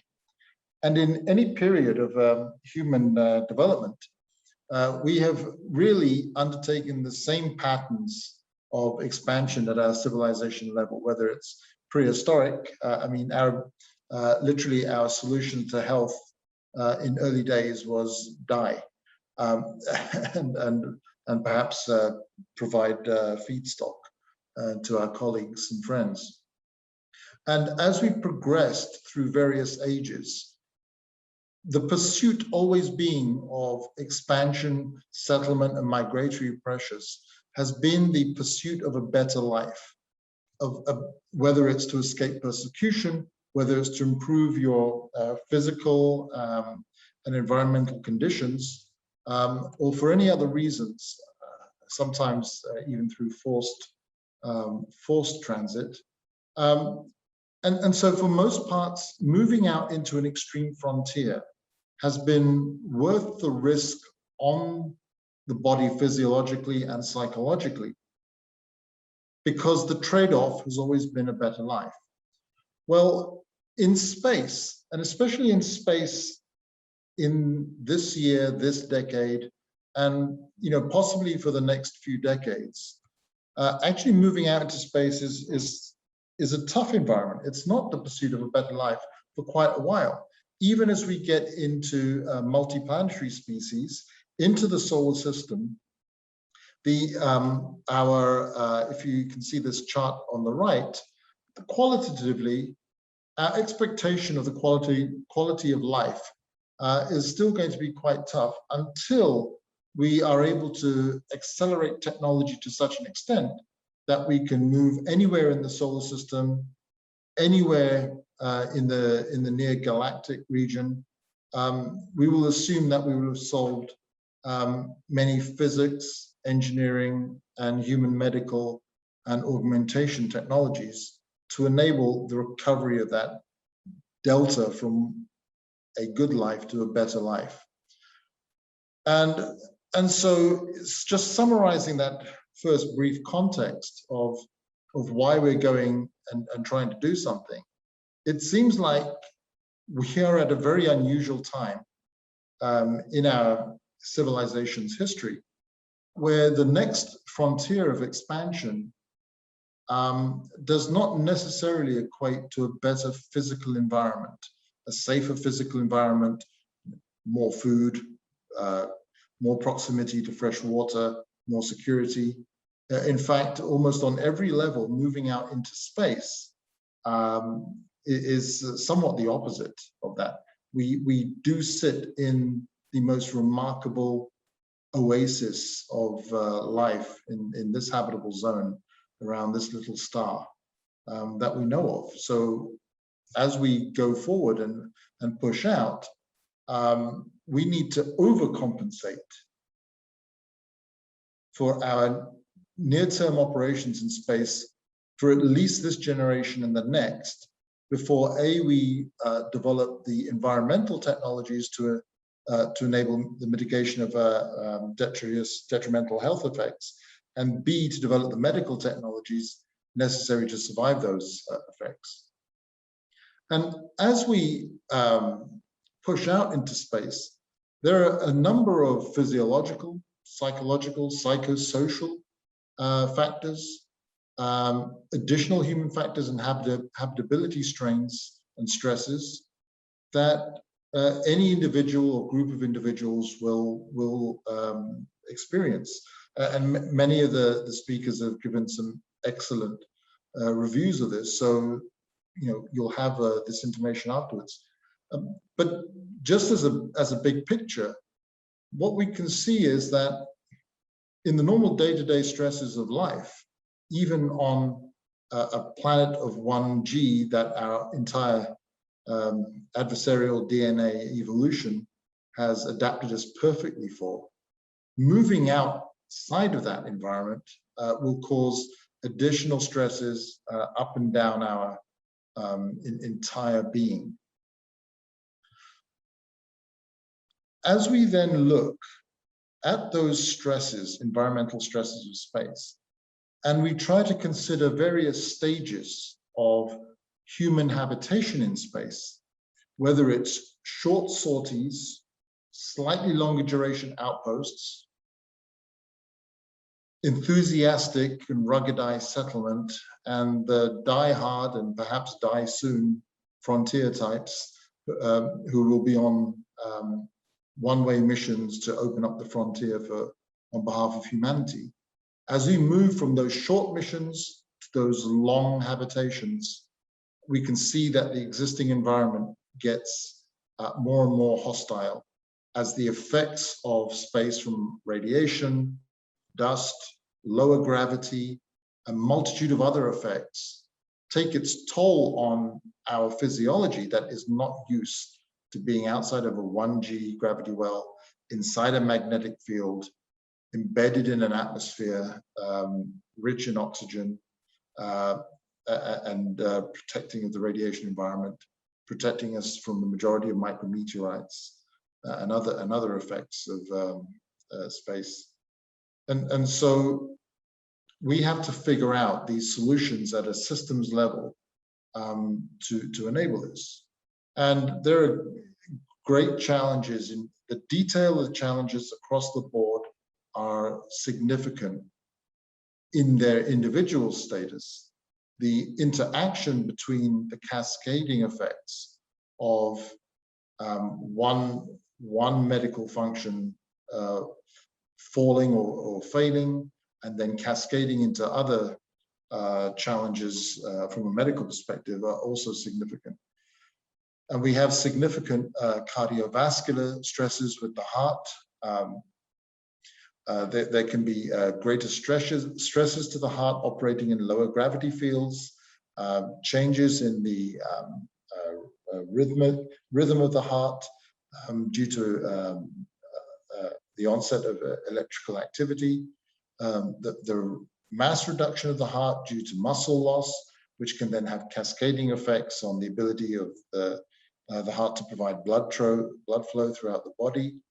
We can suffer bone loss that can lead to osteoporosis, fractures, reductions in integrity in the skeletal capability, and even causing cascading effects on the musculature. The muscle loss itself can result both in mass loss and loss in strength, let alone other effects that can occur with muscles around the organs and in the torso, strains on ligaments and tendons around the skeletal structure as well. Our ability to adapt to space, to adapt in terms of space sickness, our versatility and stability within microgravity and low gravity, and if we try to even mitigate with rotational artificial gravity stations, how big do we have to make these to ensure that the net Coriolis effect doesn't affect our neurovestibular system unduly as well, basically too much constant spin. These are other effects that come into play, let alone the big unknown or the big known and the big challenge of radiation exposure, which is a constant risk, where high doses of radiation from various number of sources can, of course, cause great risk and harm both to people, livestock, agriculture, and electronic systems. And then our body ability to, for our immune systems to mitigate many of the effects of being in space. There have been a number of experiments undertaken as to where the threshold of gravity exists to ensure that the immune system maintains a certain amount of function and integrity. There is various data to show that around 1/3 gravity is ideal or required as a minimum to be able to push forward, but I think much more research has to be done in this. And of course, as humans, we are not just a collection of human cells. We take a microbiome with us as a complex symbiotic system. And there's no way of telling what changes in response to microgravity our inherent bacterial farm or zoo that we take with us will react in various directions. And then you add the challenges of fungus and viruses and bacteria into play. And we really have a lot of challenges and a lot of learning to undertake in this field. And then when you consider even then the physical trauma of injury, burns, breakages, tears to the skin, the challenges of mitigation and first aid that we operate here on Earth can be very different in space. Blood flow is different. Our ability to brace the body in repair and mitigation is different. And let alone those macro flows of blood and other fluid systems in the body, all sorts of micro processes that are occurring at the cellular level can cause endemic and mounting changes to the body in their response to injury mitigation. So various strategies as we try to think of our mission profiles and how we build for going out into space have traditionally involved exercise and body loading devices, as we've seen on station and shuttle and other missions. A lot of experiments have been done with what medicines can we take, what is the right flow of nutrition, and of course a great deal of work has been done in maintaining a gravity field to the greatest extent possible, as well as shielding against the effects of space. And so as we go out into space, we really need to consider what our starting point is, what is our approach to pushing out and building settlements and building life out into the frontier? What are the risks we're prepared to take? And what does it actually mean to try and mitigate in the space medicine world? So it does seem that I think one of the obvious synergies is that the pursuit terrestrially of longevity medicine and longevity strategies in particular terrestrially has so much overlap with the pursuit of mitigating space medical strategies that I wouldn't say that the two are one and the same. But I think if we solve for long duration space habitation, we are a long way for solving for longevity in terrestrial and extreme environments, and vice versa. I think the pathologies and the mitigation strategies are extremely coincident. In the meantime, as we go out into space, the strategy should be to minimize the amount of plasticity that the body is subjected to, minimize the amount of change that the space environment stresses the body in its adaptation. One of the remarkable things about the human body in space, or generally, is that it's so adaptable to changes in stimuli. It is actually a bit of a detriment when the environment that it's adapting to can basically create a detrimental effect in the net result. As we move forward over the decades, machine intelligence, genetics, and even quantum computing will revolutionize medicine, I think, to the point where we break through the barrier of longevity. There will be many more integrated augmentations, I think, as Shauna was alluding to, in terms of how we use telepresence, avatars, neuropresence, and robotics to really push out the requirements of human presence in various locations to the greatest extent possible. So the more we can do with robotics and remote operations without having to have people in environments where it's just not necessary or just not literally comfortable, the better it will be for the sustained expansion of humanity. And so we should start off by treating Earth as a celestial body, consider space medicine as an actual enhancer to Earth medicine, and construct business models around that premise, which will result in longevity breakthroughs to add to the work that's being done already. And with that, we can start to build infrastructure in space ahead of human arrival and simulate Earth origin environments to the greatest extent possible. Make it literally as comfortable as possible for humans to exist.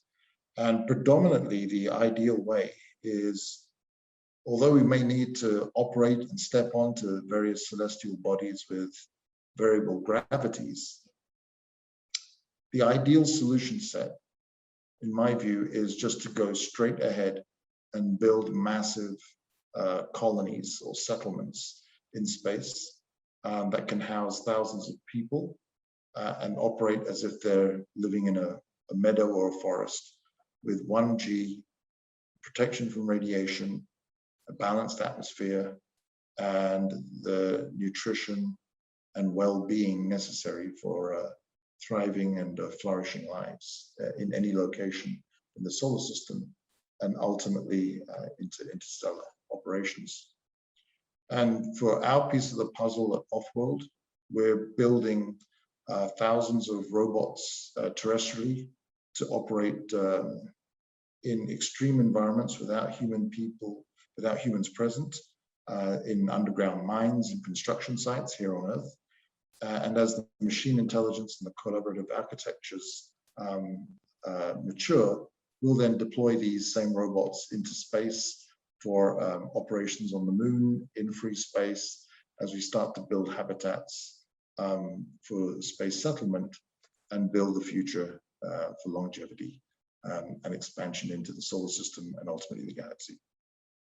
So with that, say thank you very much, and look forward to the panel discussion. Thank you, Jim. Very visionary. And I hope that vision comes to pass. We've all been working to make it happen for a long time. Our next speaker is Dr. Egbert Edelbroek. He is the founder and CEO of Spaceborne United, researcher, speaker, and Space Tech. He's on the advisory board of Space Tech Analytics. Spaceborne United is a research and mission design company of researchers and enables the conditions for the different stages of human reproduction in space. He's passionate about accelerating space life science research, helping humanity become a multiplanetary species. His interest in space exploration accelerated shortly after he became a sperm donor in 2010 and learned all about assisted reproductive technology. This inspired him to explore options to re-engineer existing IVF technology for applications to space. He earned his PhD in courage development and organizations connecting the domains of biology, neurology, and psychology from, I don't pronounce Dutch well, Nijmegen University in the Netherlands. He enjoys innovating and exploring boundaries by connecting domains and experts that usually remain separated in order to expand the human comfort zone.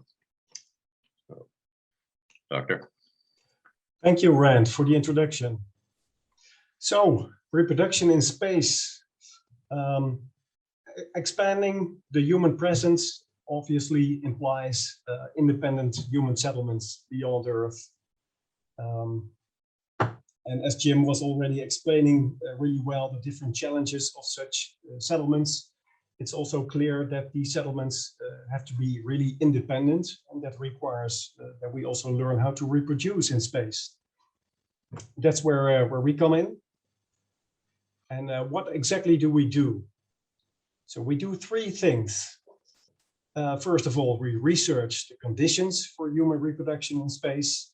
And we are building, obviously, on top of already existing research done by all the agencies and universities. The second thing is we translate those research outcomes into mission designs, including execution partners. And we translate the research outcomes into required biomedical equipment that we develop for these missions. And I can hear you thinking, that's quite big. Aren't NASA or ESA taking care of that? And that turns out to be very difficult for them. Let me explain that. So why not the big agencies? The main issue is that they are working with taxpayer money, and it's very difficult to get the support of them if you're trying to address ethically delicate matters like space life science matters, especially reproduction in space. Another problem for them is the alternating political focus. If Trump wants to go to Mars, Biden needs another focus, and vice versa. So it's really difficult for these agencies to work on those long-term goals. And taxpayers prefer to see quick results of their taxpayer money. So fortunately, these agencies, especially NASA, they explicitly encourage biotech companies like ours to address this challenge. So that's why we are positioned in a better way than the large agencies. So one thing that you need to understand is that reproduction is not just one thing. It consists of different stages.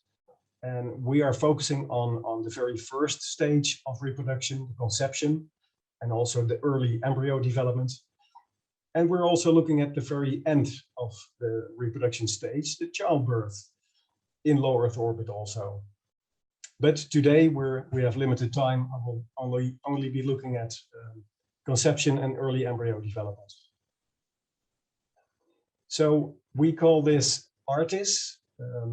We are re-engineering IVF and make it work in space.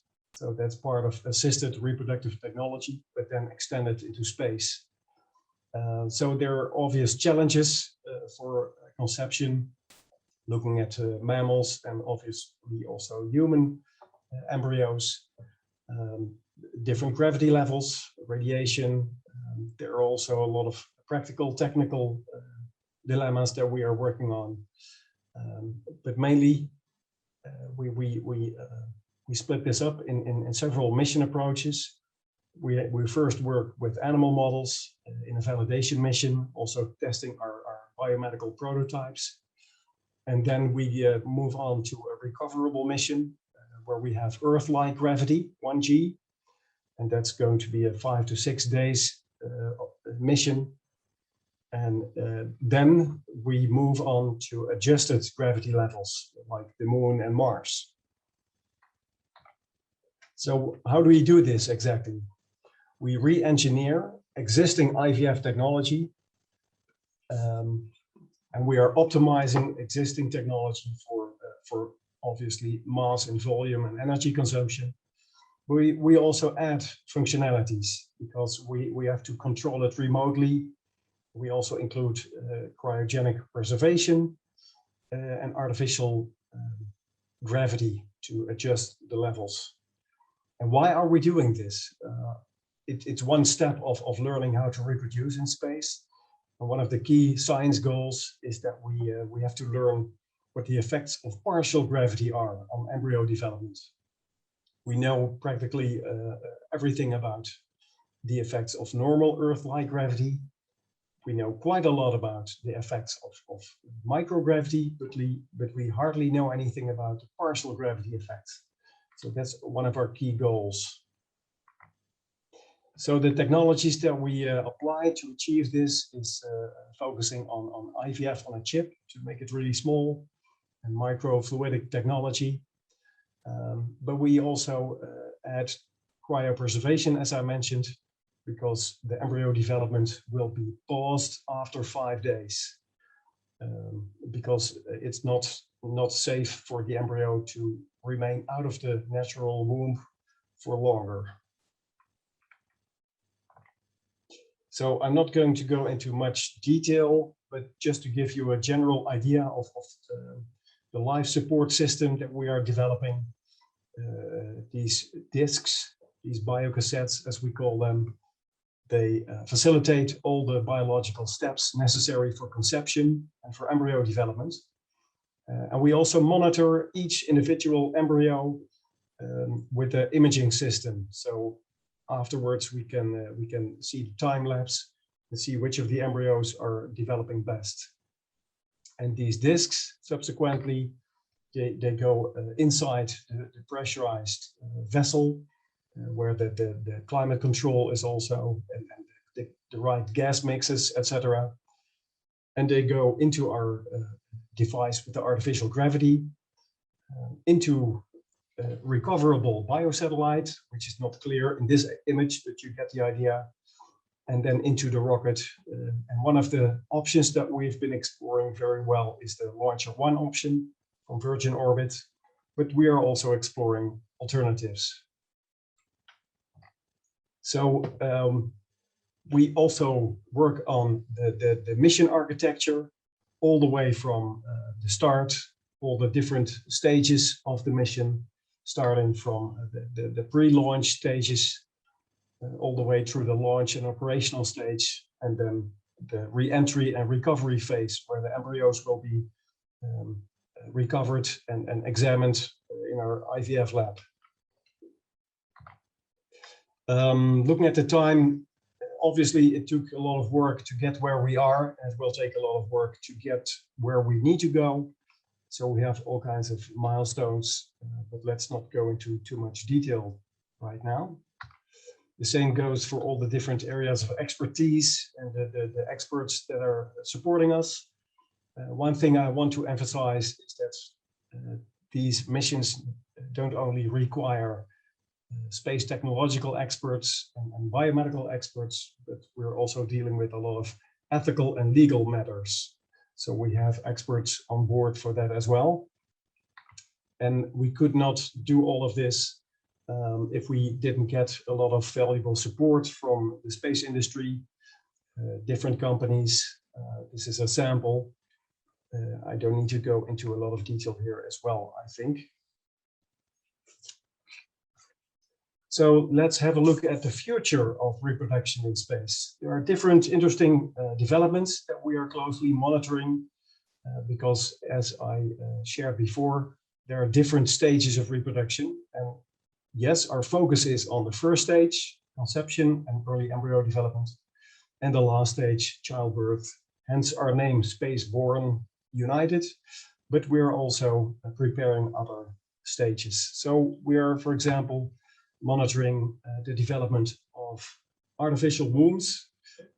At the moment, actually in the Netherlands, there's a group guided by Professor Oei, who is working on a human version of the artificial womb. I think most people know this image where it's an animal version, but they are now transforming it into a human version. In this stage, for improving the lung development for premature babies who are born close to 24 weeks. But in the future, we expect this will provide interesting alternatives in case the reproductive organs might be too much compromised by radiation damage. Very interesting is also the research of Dr. Jacob Hanna from the Weizmann Institute in Israel. He and his team succeeded in actually growing mice embryos outside of the natural womb for 11 days. And for mice, that's more than half of the gestation period. And this is also very interesting for us because we think this has great implications to extend the missions that we are preparing, and that we can also allow eventually human embryos to develop outside of the womb for longer than just 5 days. After 5 days, the embryos start to split in different tissues. And at this point of the technology, they need to go back into the natural womb. But if we can use the implications and the research outcomes from Jacob Hanna's team, that might change. This is just a little more detail on this work. When we are talking about exploring options to enable safe expanding of human presence in space, we also have to consider the work of Christopher Mason. As he is not joining, I suggested I could share some highlights of his work. I'm not a colleague of his or anything, and I'm also not receiving a commission to promote his book. I just think it's really interesting for this topic. Christopher is exploring feasible future scenarios that enable humankind to become a spacefaring species. And I think the scenarios that he's working on are very well backed by science, so they could actually become probable scenarios.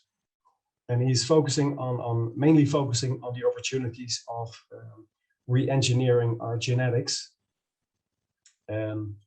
I think the title of his book, The Next 500 Years, I understand that makes the title a little bit more exciting, but I think predicting 500 years ahead doesn't make a lot of sense.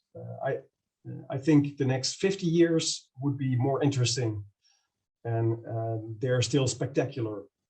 So let me share some highlights of his approach for the next 50 years.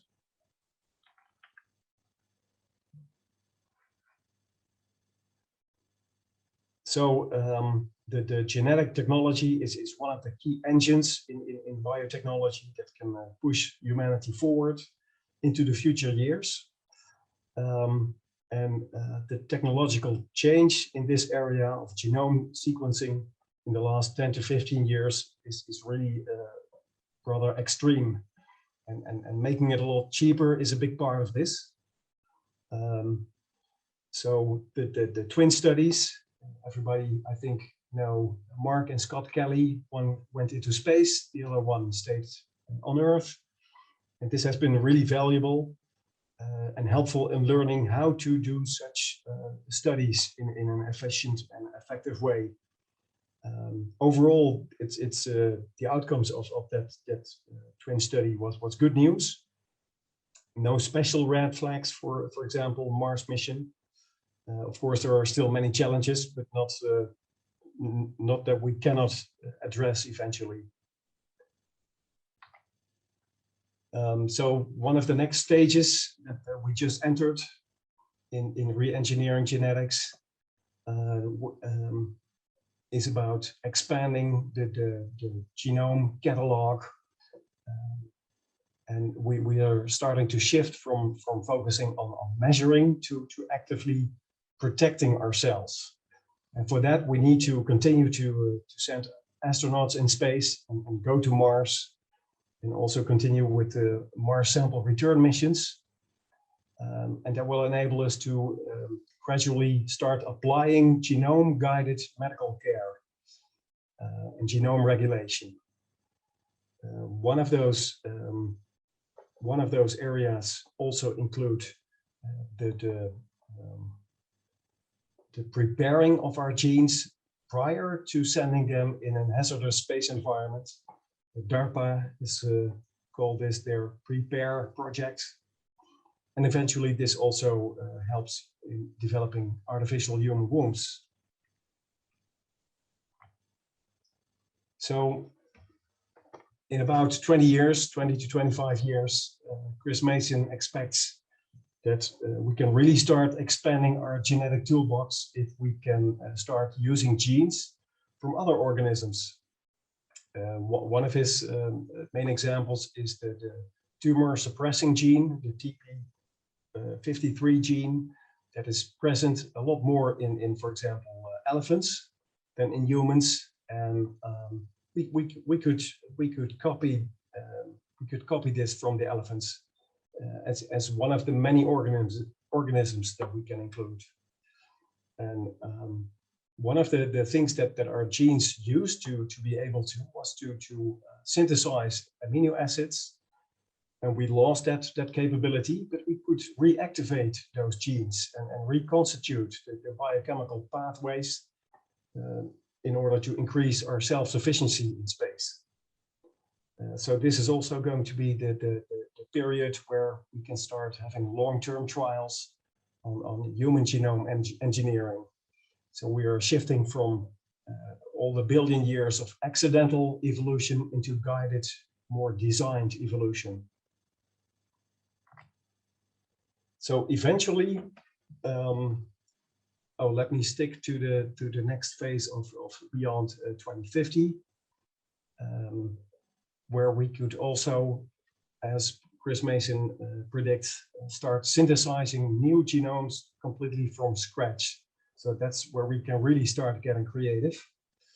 And we could also optimize our genes for specific or even multiple environments, because that's one of the critics. If we could change our genome and get people to thrive on Mars, it could become problematic if they would return. So, but that could still be possible if you edit the genes in a specific way. They could be suitable for both Mars and Earth, or even other areas. So let's go a little bit further into the future.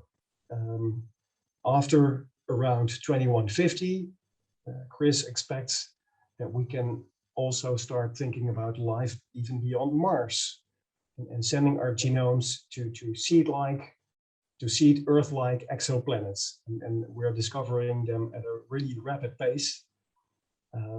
And it takes pioneers to do all this work, and it raises obvious ethical debates. But if you look at history, all new technologies have eventually been adopted and applied, even though there were ethical discussions.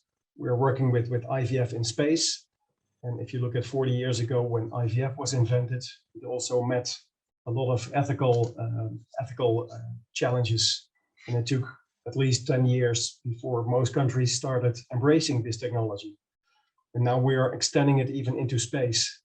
But when you start allowing and working with genome editing, with CRISPR technologies and such, when Pandora's box is opened, history shows that it's very difficult to close that box again. And I think Chris Mason has showed us a lot of really interesting options and benefits of those technologies. But I also agree that that we need these ethical dialogues before we can do things like this.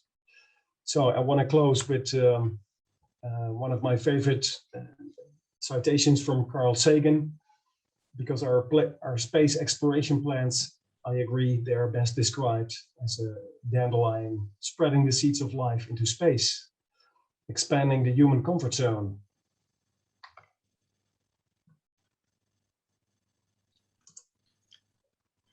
Thank you, Egbert.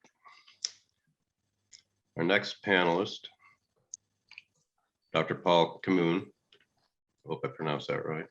He's responsible for space pharma business development and commercialization activities worldwide in the pharmaceutical, cosmetics, biotech, and medical sectors. And he supports SPRD's CTO and the technological development strategy. He holds an electrical engineering degree from École Supérieure d'Électricité in Paris, and a PhD in Earth and Planetary Sciences from MIT in Cambridge, Massachusetts. He has more than 40 years of experience in space, having worked on more than 150 programs with NASA, ESA, CNES, and the Italian Space Agency, as head of advanced projects, overseeing new developments in Earth observation, planetary science, and astronomy, fundamental physics, and telecommunications.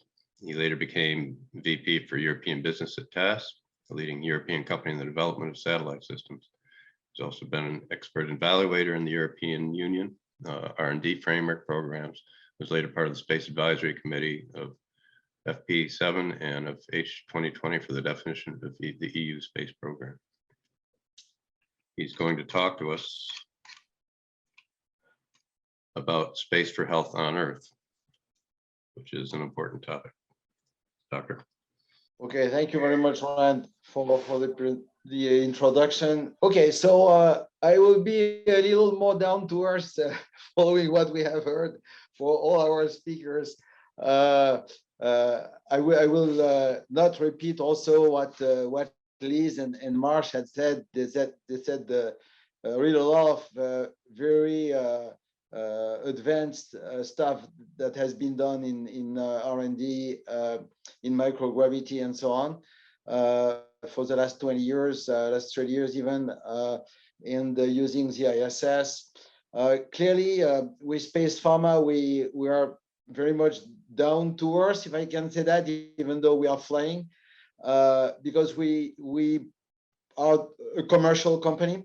We are probably the first of the life science space company going commercial. We are created in 2012, so we are still between a startup and a small enterprise. But definitely our vocation is commercial. It doesn't mean that we do only commercial business. Of course, we have to do a lot of R&D. And today I will just focus on the aspects related to anti-aging. But of course, with the lab we have developed, and I will say a few words about our lab a little later. We have done a variety of things from pharma to cosmetics to biotech, regenerative medicine. What I'm going to focus on today, and also time is not so available, so I will try to be a bit fast, not to be waiting, making people to wait too much for the panel discussion and the questions. I will focus on one subject, which is the aging and the anti-aging products. So clearly, we are in the lower half and lower center part of this diagram in new space manufacturing. I will start maybe with a complaint to the overall financial landscape, in the sense that indeed a lot of money is invested in launchers, and space tourism is of course a candidate to use this money. But I think space manufacturing is still a bit under invested, and people should start now to wake up on that. In particular, I think the life science from space is a new revolution. I had the chance through the last 40 years to be involved in so many revolutions.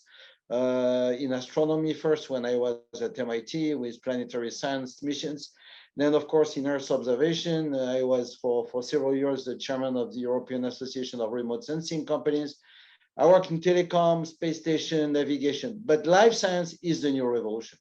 And I think really the financial world has not understood that yet, as well as, unfortunately, the health industry. And I think we have a big job to do, and we are trying to do that at Space Pharma, to educate these potential customers. But it's a big job, and we are very happy to see new companies coming into the business of life science from space, because this will increase the visibility, and the market is definitely there. It's in the level of billions, tens of billions, hundreds of billions, I think, for the life science, and we really encourage people to join. So focusing on the aging, clearly we have seen that the increase in human lifespan, and we have heard about some of the initiatives, as well as the human space travel, are certainly some of the main achievements of the 20th century. And however, both the aging and the prolonged microgravity, in particular in space, are associated, as we know and as we heard today, with deteriorations and really undesirable effects to the body. And which means that now the longevity with good health, and not only longevity, but with good health, and long-time survival in space are two of the many challenges that scientists face now in the 21st century. Of course, when you want to study aging, one of the main limitations is the limitation of time, because for most of these studies, you need tens of years to see the effects. And space is of course here bringing a big advantage because of the acceleration process. And space is really an accelerated model for discovering, understanding the aging process.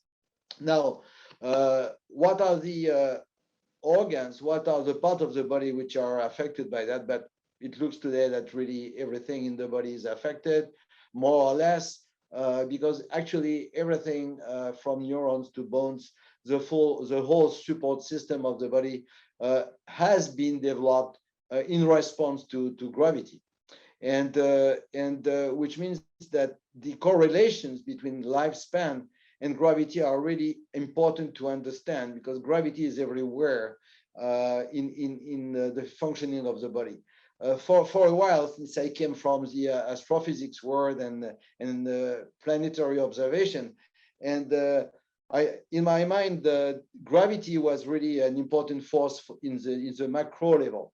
When you look at the macroscopic view of the universe, but at microscopic level, we could not expect that when you look at that from just a little far. But it was quite surprising that gravity is playing an important role even at the microscopic level. And this of course is changing completely the view that we will have and that we are starting to have on the behavior of the body, because the influence of gravity is really happening everywhere in the body. And now the fact that we have in our hands a platform which allows to do a variety of experiments on all parts of the body, and not only on body itself, but as was discussed earlier by Liz, we are more and more working on organ on chips in order to understand what are the effects of microgravity, what are the effects of space in the body. Now, what we can see is that depending on what part of the body you are considering, the acceleration is kind of different. We see that, for instance, for the muscle, the influence, as you can see on the next slide, the acceleration factor is a factor of about 12. For bone, it's about 15. For things related to the heart and the artery, the acceleration of the degradation is about factor of 40. There is a positive side on the, for instance, when you look at insulin tolerance, this is accelerated in the positive way by the body when you are in microgravity. And for other organs, you have multiplication factor by a factor of 2, a factor of 3. So it's really very different depending on the part of the body that you consider. But overall, you have this acceleration process. And if you take, as an example, a reduction of only 10% in something like sarcopenia, which is a degenerative skeletal muscle mass disorder, if you can discover the mechanisms and find some therapy, then you could save essentially about 1 billion in healthcare costs annually, in addition to, of course, solving the problem for so many people. So the economic aspect of these advances in anti-aging is considerable. Here we see just one example on one item on muscles, but of course, the brain is an even more important factor, and the heart and so on. So this is important to know, and to devise experiments in orbit, we try to take advantage of what has been learned, of course, by tens of years of work on the ISS, and which is still going on. So neurodegenerative disease are one of the priority Space Pharma is working on today. We have been making different proposals, and we are planning experiments to fly in the next few months with on the European side, on the US side, in particular for Alzheimer, Parkinson, Huntington. We are looking also at prion disease with Creutzfeldt-Jakob disease, which are related to aggregation of proteins. And in particular, one thing which is very important is that we notice similarities between the amyloid formation for neurodegenerative disease and protein crystallization. And we know that protein crystallization has been studied really widely in space. So the experience that we developed in protein crystallization, and we did some in Space Pharma, this kind of experience is useful for us now to work on neurodegenerative disease. There are some other domains such as dermatology, in the sense that, for instance, skin tissue, mentioned also by Liz earlier, with the tissue chip program, skin tissue can be grown in microgravity to resemble natural skin. We work in particular with teams which are doing face transplants. And these are some of the most advanced surgery you can imagine. And the subject of maintaining living skin and living skin matrix and their cells inside is a very challenging process, and it's a very complicated problem in which we can discover so many things by trying to solve little by little the different difficulties which have appeared. In particular, Space Pharma today is developing some research protocol to test skin aging in organ on chip, and we are preparing also some experiments in orbit. In a few minutes, I will explain how we go to orbit at Space Pharma, what kind of vehicle. For the immune system also, microgravity has been demonstrating to provide suppression of immune system and also changes in the system. And it's very important to investigate this mechanism in order to characterize the biomarkers and new drug targets. So microgravity can really be used as a model for immune suppression disease, of which today there is no real therapy today.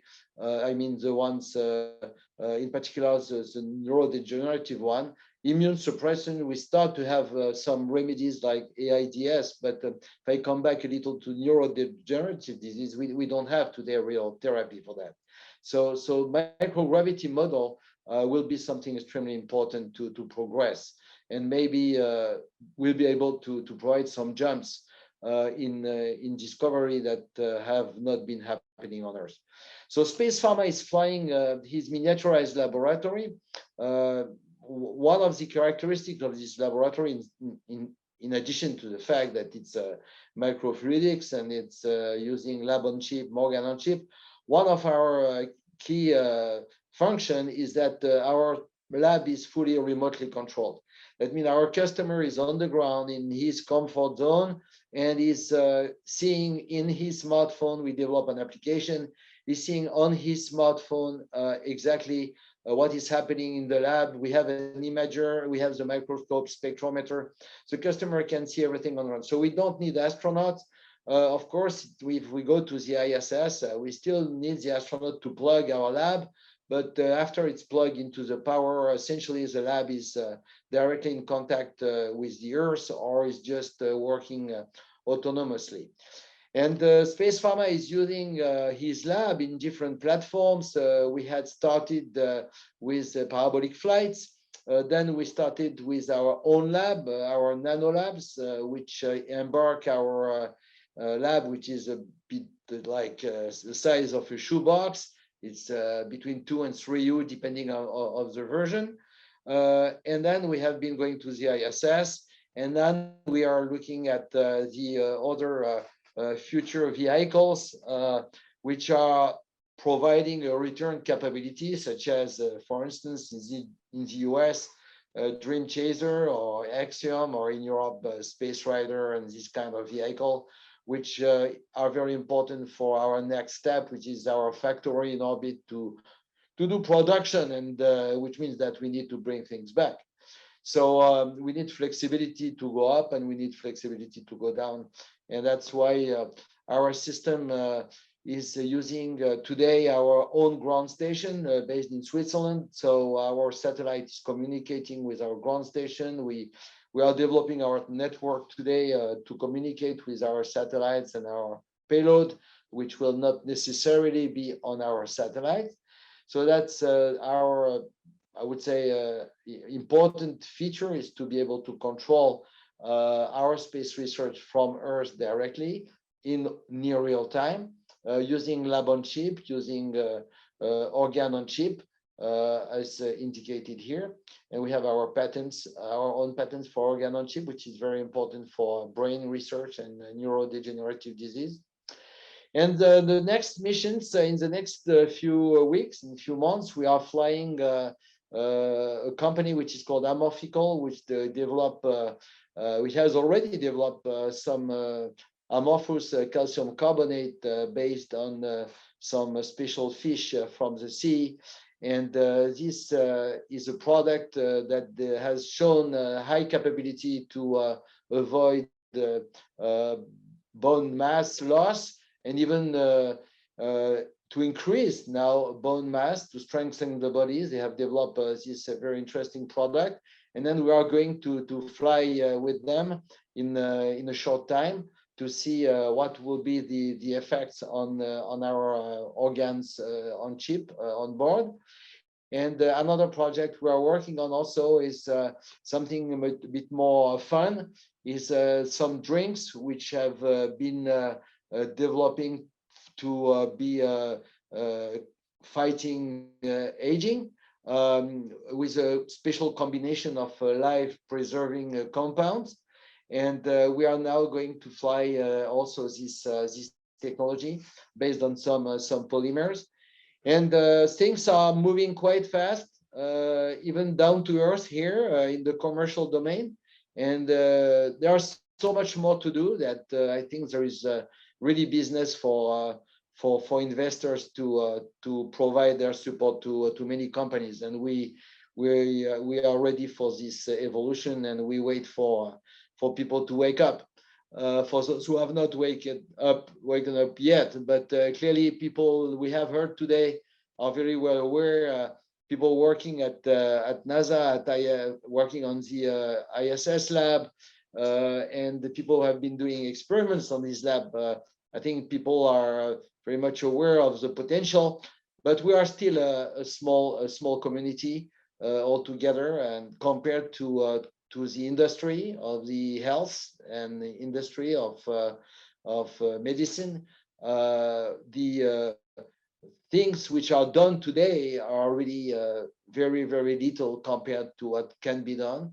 And the challenge now is to make this potential known to those communities, in particular the pharma, the biotech, but also to finish with a word in relation with aging cosmetics. And this is also something which is a big business worldwide, and people are just starting to discover. I talked to the CEO of one of the 3 biggest cosmetics companies in the world. Actually, I talked to the CSO, the chief scientist.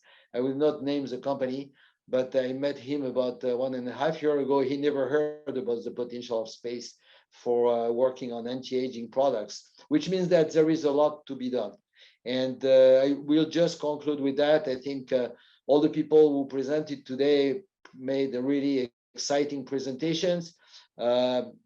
I think we have to work all together to make this potential a reality. So that's all for me today. And thank you again for the invitation.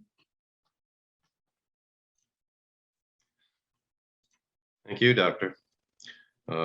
Your presentation was no less exciting than any of the others. In fact, in some ways it's more because it's going to affect all of us, a lot of us here on Earth, even if we don't ever go into space, hopefully.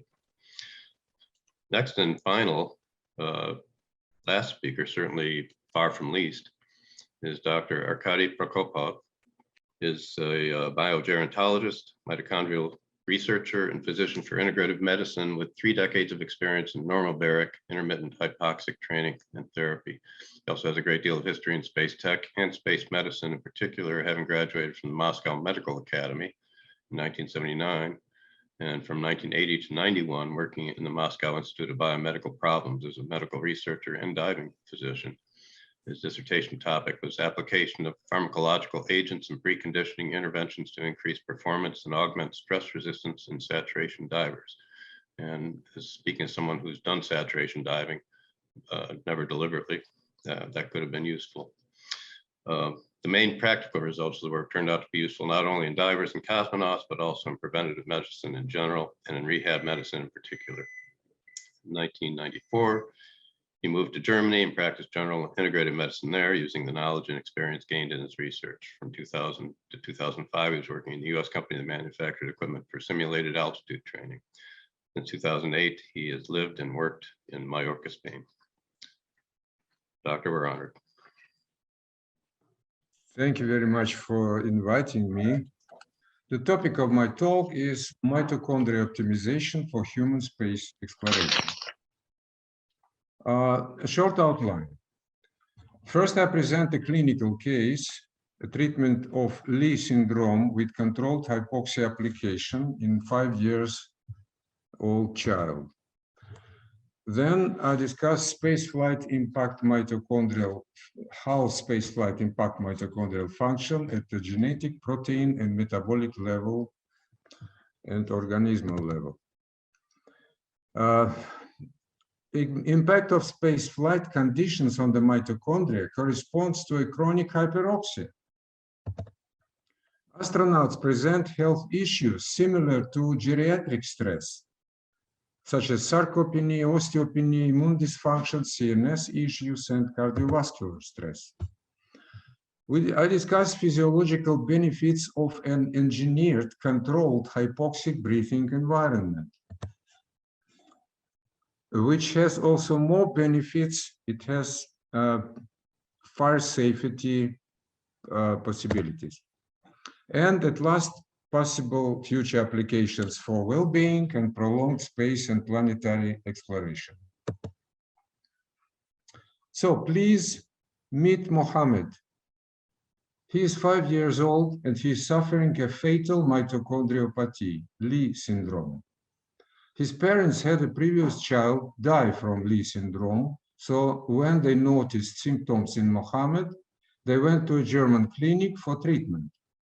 The diagnosis was Lee syndrome with SORF1 variant in homozygous state. There is no cure for this disease, and patients only rarely survive puberty. In average, 1 in 10,000 newborns has this mitochondrial condition. This mitochondrial mutation causes mitochondria at normal conditions of 21% oxygen, as we have in room air, act as if they are in a state of hyperoxia. Resulting oxidative stress attacks neurons and myocytes, exhausts stem cells, so there's a developmental delay, neurological deficiency, sarcopenia, and etc. But what happens if we reduce oxygen content in breathing air? This was done in mice model by Vamsi Mutta and his team. They found that mice model, which reproduces the Lee syndrome genetically on mitochondrial level, can be rescued by a continuous exposure of animals to 11% oxygen. So they just kept mice in normobaric atmosphere, which had 11% oxygen instead of 21. Mice develop quite normally and have normal healthy lifespan. But can we apply this intervention for human patients yet? The mechanism of hypoxic action on the nucleus through stabilization of hypoxia-inducible factor, reduction of reactive oxygen species with increase of glycolysis. So it has systemic protection against oxygen deficiency, and it is caused by adaptation to hypoxia. So it takes time to develop resistance to hypoxia. Mohammed was immobilized and couldn't move most of the time. After 3 months of staying in a hypoxic tent at 14% oxygen for about 12 hours a day, his activity increased immensely. He shows dramatic improvements in his mobility, his breathing and swallowing is improved. Earlier, he even had difficulties with swallowing water. And he is no more suffering nightmares. From what we know now, it would be even better if he could stay for 24 hours a day at 11–12% oxygen.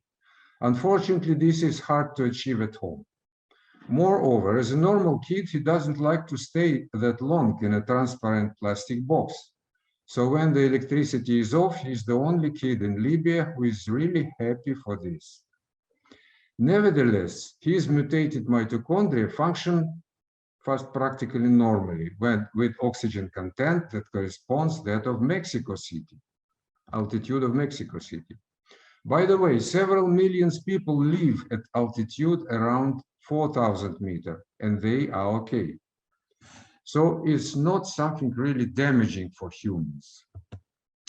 Human habitats at altitude are very well known, studied. Really, millions and millions of people live at this altitude, and partial pressure of oxygen corresponds to 11 to about 14% of oxygen.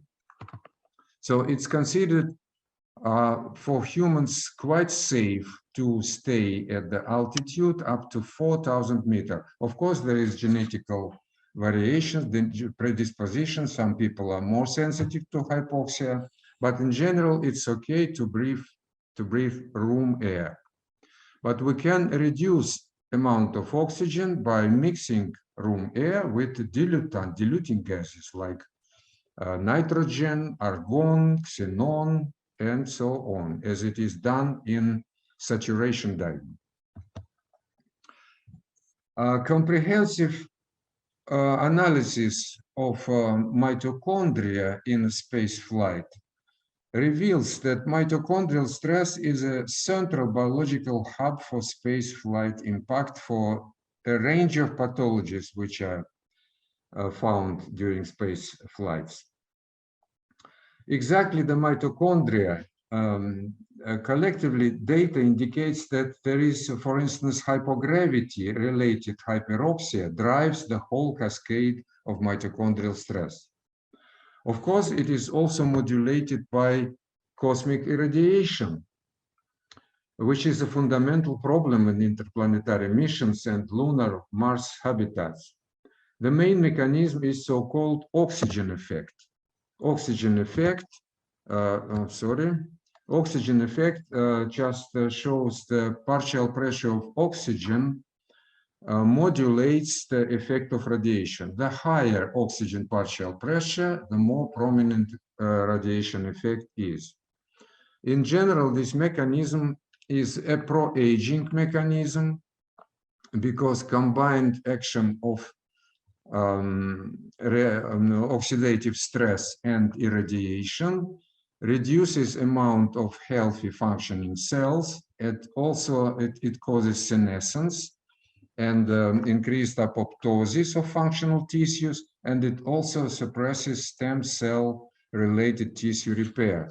So in general, situation of cosmic flight and the long space cosmic flights, it's a pro-aging intervention in biological sense.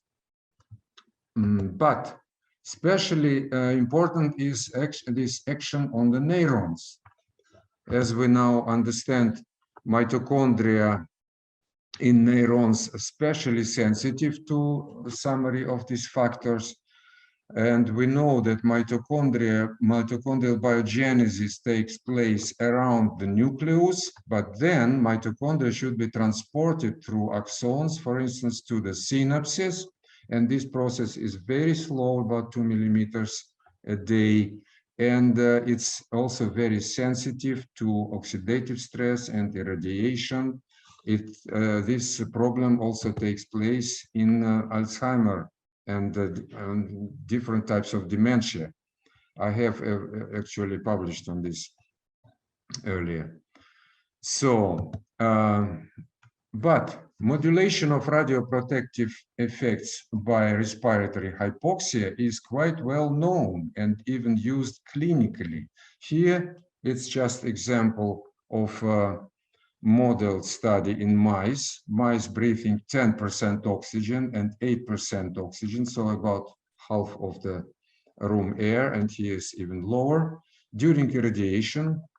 So oxygen amount in the spleen decreased respectively, and it caused improved recovery of hematopoiesis in compartment of pluripotent and committed progenitor cells, enhancement of the proliferative activity in hematopoiesis, and immunomodulator, also dextransulfate, augmented the effect of hypoxic radioprotection.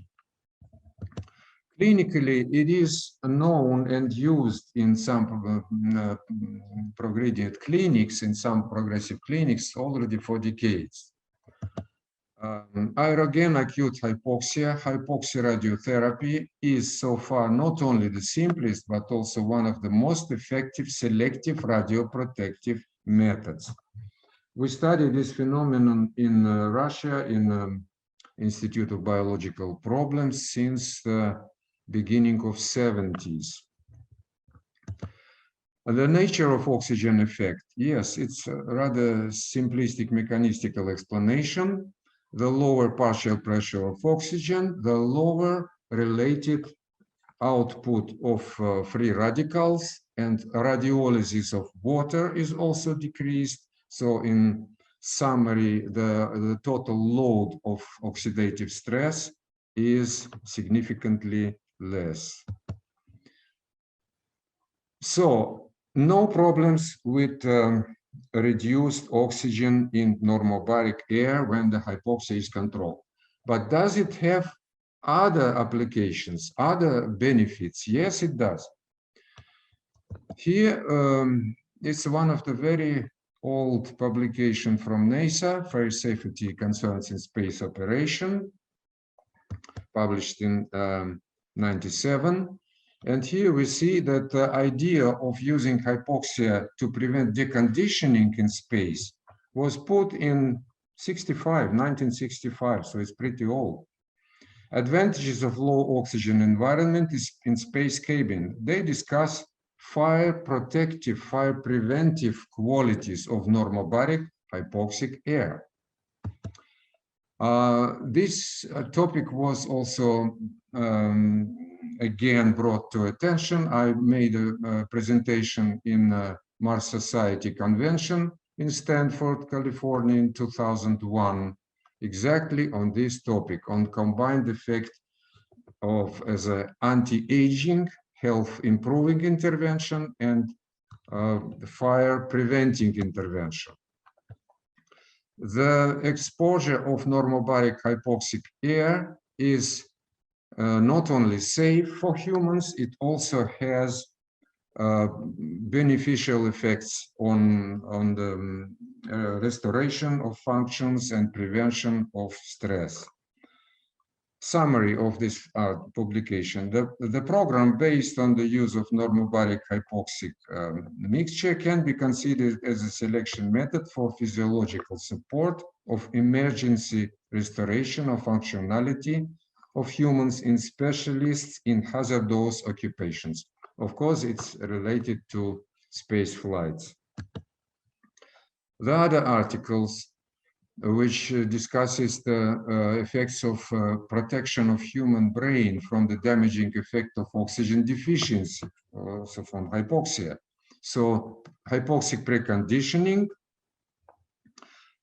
with the using normobaric hypoxia is effective means of the brain protection from the damaging effect of oxygen deficiency. Acute oxygen deficiency included, as we see it in the pilots of military aircraft, and can be used in the system of physiological training of specialists to perform tasks of activity in conditions of reduced partial pressure of oxygen. So this is again a presentation in Mars Society when we discussed fire preventative effects. And here you can see how it works practically. These theoretical things were they were, so to say, realized when I conceptuated and designed and built actually hypoxic room in our New York office. And now here's a demonstration how it works.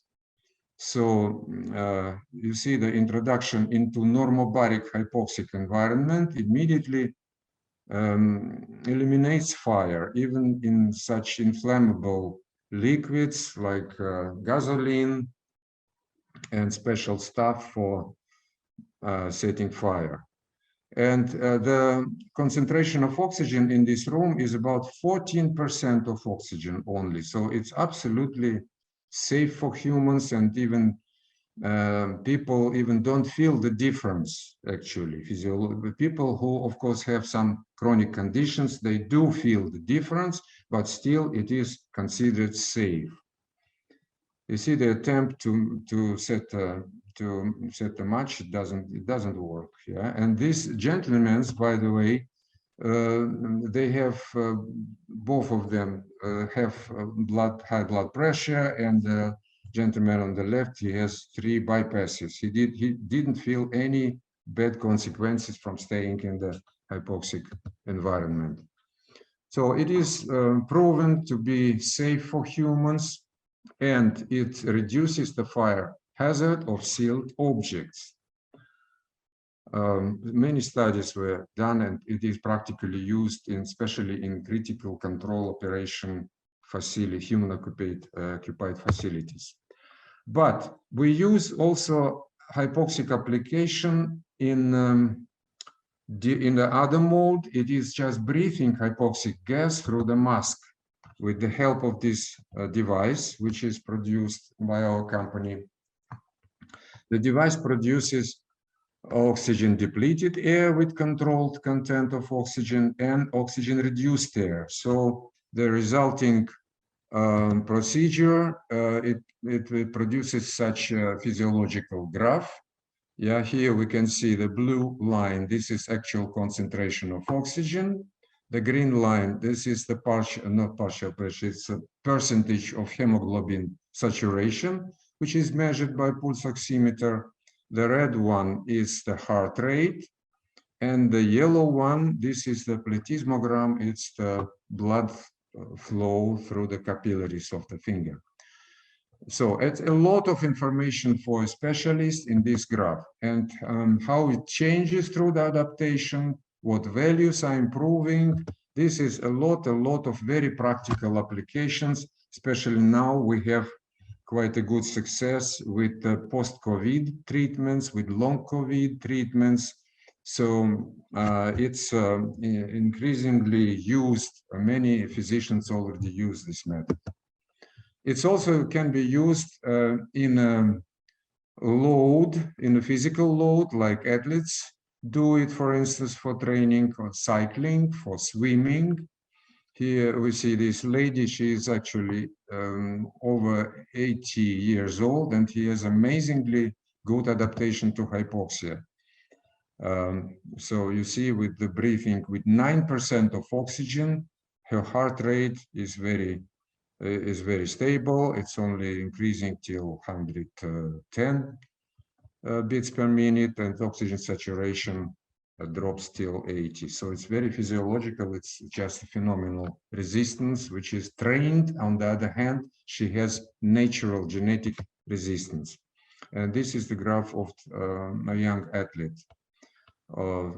Yeah, so there's many very interesting aspects of these applications. So there are some of my publications on the topic.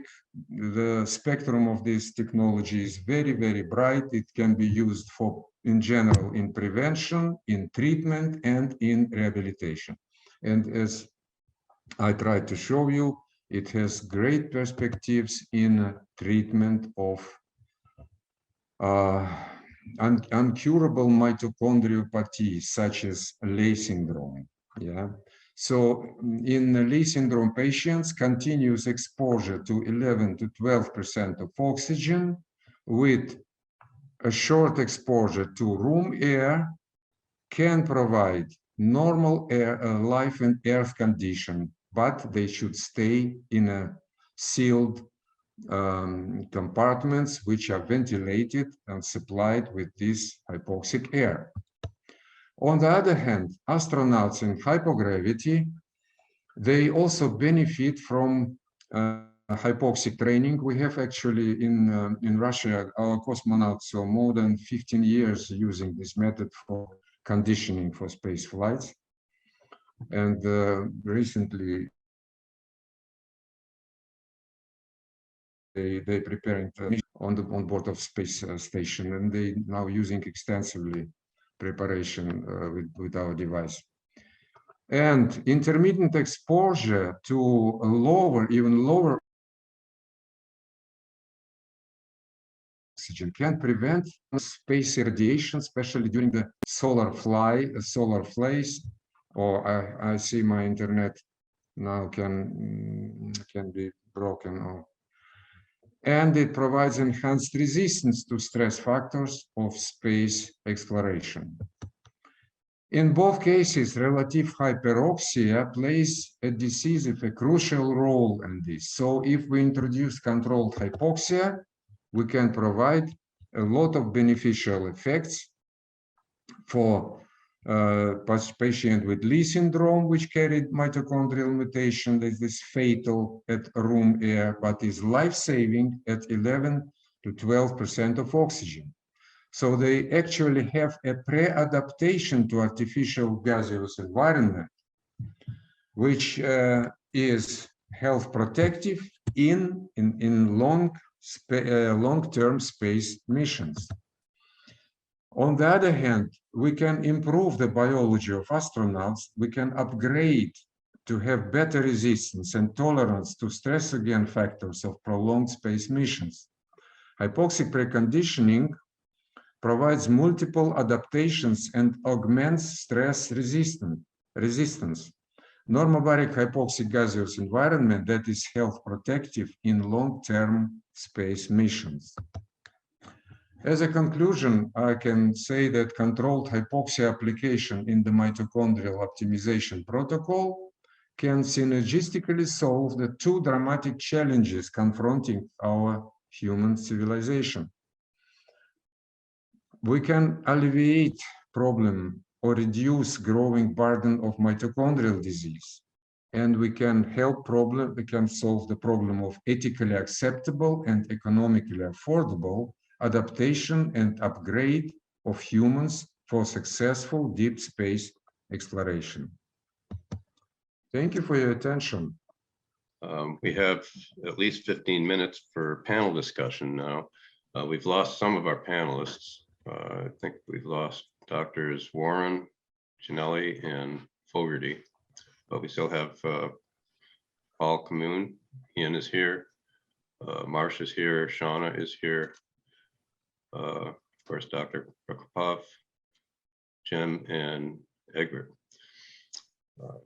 So we have some questions in Q&A that haven't been answered yet.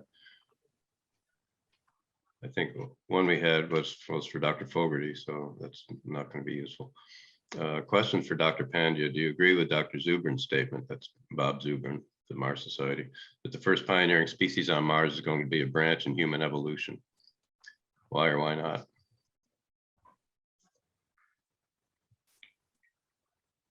She may or may not be here. She's still logged in, but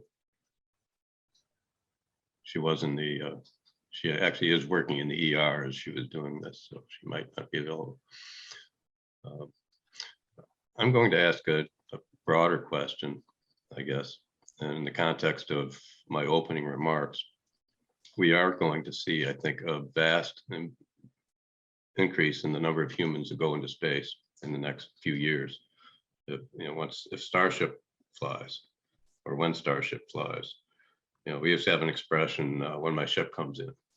Well, now we have the expression for all the space enthusiasts, when Starship flies, because it's going to change a lot of things. It's going to make things a lot more affordable. And we probably will be able to build gravity labs, but we're going to have much more data coming in. And how are we going, how are there ways, ideas that people have about how we might harvest that? How are we going to incent these people who are going for their own reasons with their own money to somehow be test subjects? Does anyone have thoughts on that?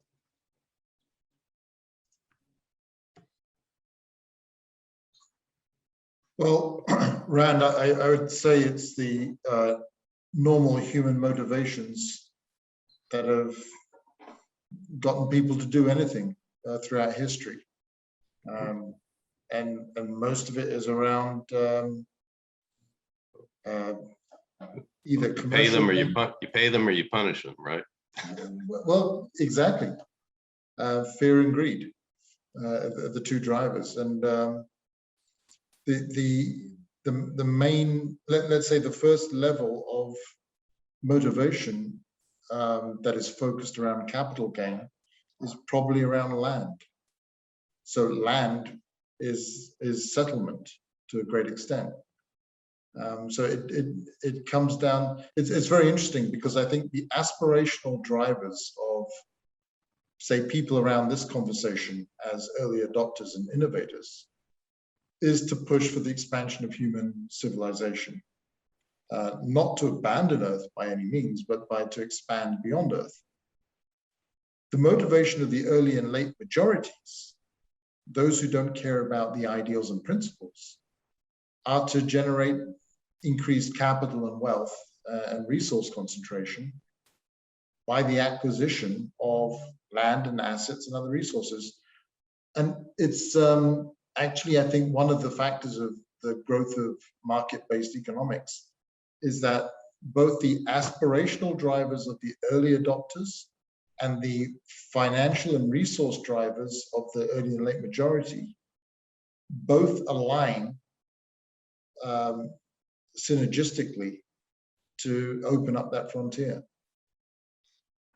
Well, I guess I was asking a more mundane question, like, should NASA, for example, offer subsidies to these space companies that are taking people into space to maybe reduce ticket prices for people who want to offer their medical data?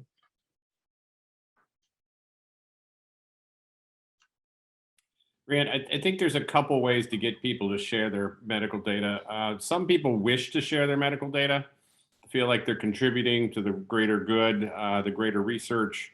You know, you could pay people to do it. You've got the opportunity for some people to participate as volunteers at research studies.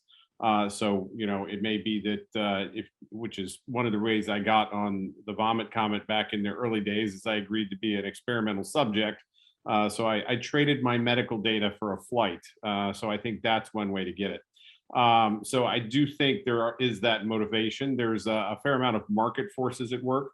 If, for example, a pharmaceutical development company needs to have enough data on the effect of whatever medication on somebody in space, they're going to pony up enough money to fly those people. And that comes down to more of an economic question. You know, is it economically feasible? I've looked at some things. It's not currently feasible to do a study that has enough power to demonstrate function at the prices that like a suborbital flight are going. If you need to fly 100 people, you know, that's prohibitively expensive to get that data. But if you just need like a proof of concept, you know, that's something that can get worked out. The question about whether NASA should be funding this, I think it depends on what the question is. And so there's going to be a lot of a political weight behind a lot of that. For example, the discussion about in vitro fertilization and development is probably such a hot topic that I don't think the national space agencies are going to fund that just because it can be politically polarizing. So to summarize it up, I think, you know, there's different motivations and what you want to incentivize depends on what outcome you're looking to get from the research. Well, I'm just thinking about in the context, if you have a bunch of people going up there to a space resort. You know, Rand, how can we use that? I think it's more fundamental. The very nature of medicine in the coming years may be so data driven that it's almost a prerequisite of entering space to provide a full medical transparency of your genome and other aspects, simply because the evolution of space medicine will be such a personalized medical field. I feel that we're going to learn a lot by the happy accidents and just the study of the changes that people get, because what's going to happen is there are going to be some people who are going to have injuries, accidents, or develop some sort of occupationally related issue. They're going to present for medical evaluation, and then we will recognize that. A lot of medicine has progressed over the years. Everything from chemotherapy was a happy accident by recognizing that soldiers exposed to mustard gas in World War I had their cancers cured, to learning that like different chemicals cause different effects on the body. I think we're going to discover positive things and some negative things just by having large numbers of people exposed. And if they have issues or happy accidents, the study of them will advance science as we move forward. You know, I guess that would be similar to the discovery of antibiotics, you know, in Civil War battlefields, right? When they saw glowing wounds. Yeah. And there are big, so it's not just going to be vacationers. I mean, there are people going to be there, going to probably be construction workers up there, and there probably will be accidents. Mm-hmm. And unfortunately, it may well be that a lot of the learnings, that emerge out of medical insights in space will be due to the failures of not being able to save people, the medical deterioration of some people, even to the point of death. So I think that there will be there may well be a significant loss of life. You know, a little bit to Marshall's point. Part of those happy accidents may also be unfortunate accidents and events and anomalies, through which a great deal of learning and data will emerge as well, hopefully for the benefit of subsequent settlers. Well, yeah, and as I point out in my book, you know, every one of the FAA regulations that certify, we have modern certified aircraft now, you know, those are written in blood. And that's, you know, it's unrealistic to think that we're going to be sending people out into space en masse and not lose people. Yeah. But it will be a learning experience.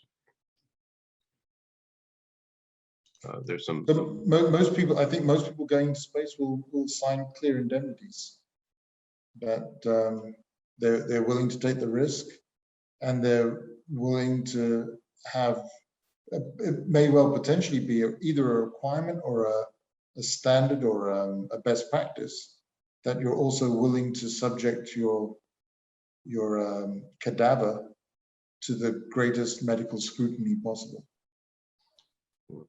Certainly give the people informed consent. Yes. I think I wouldn't want to be one of the first or second batch on the Starship.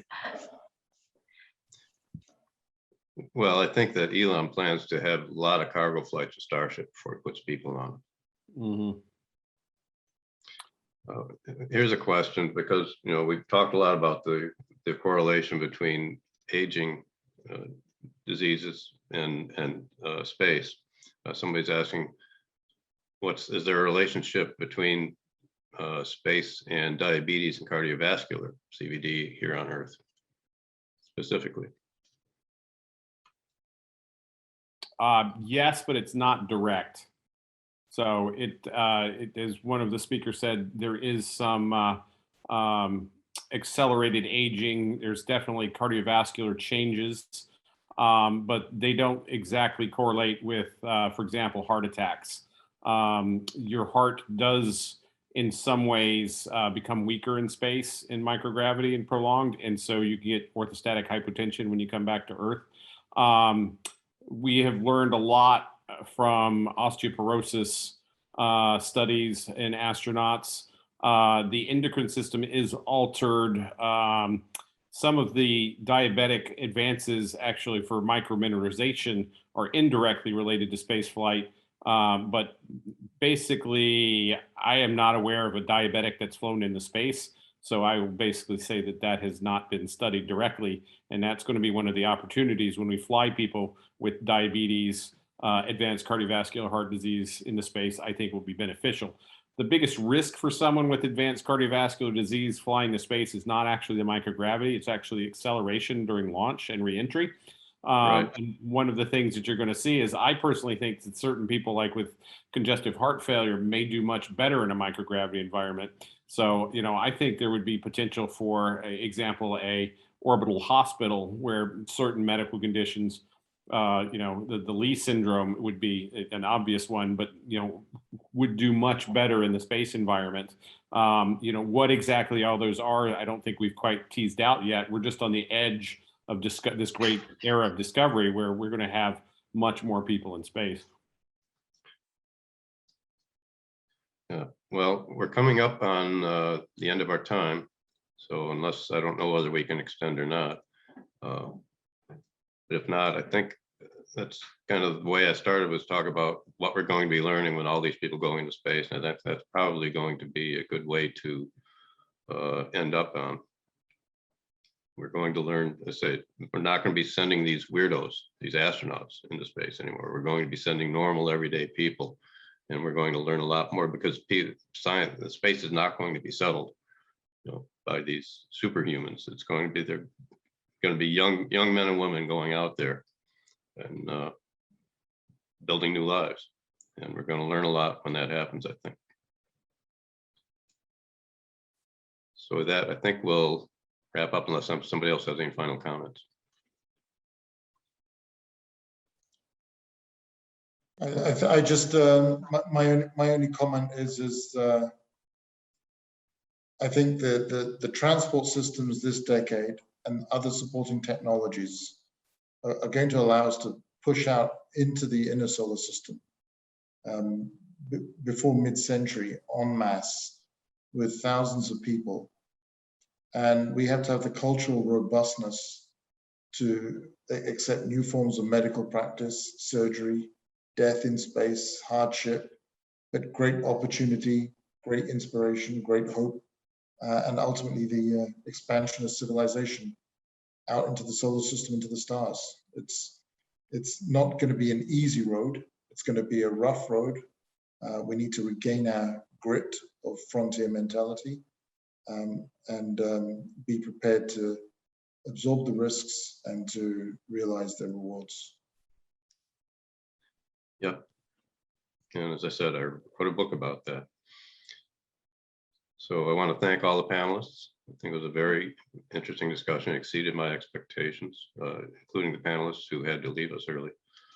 And till the next time.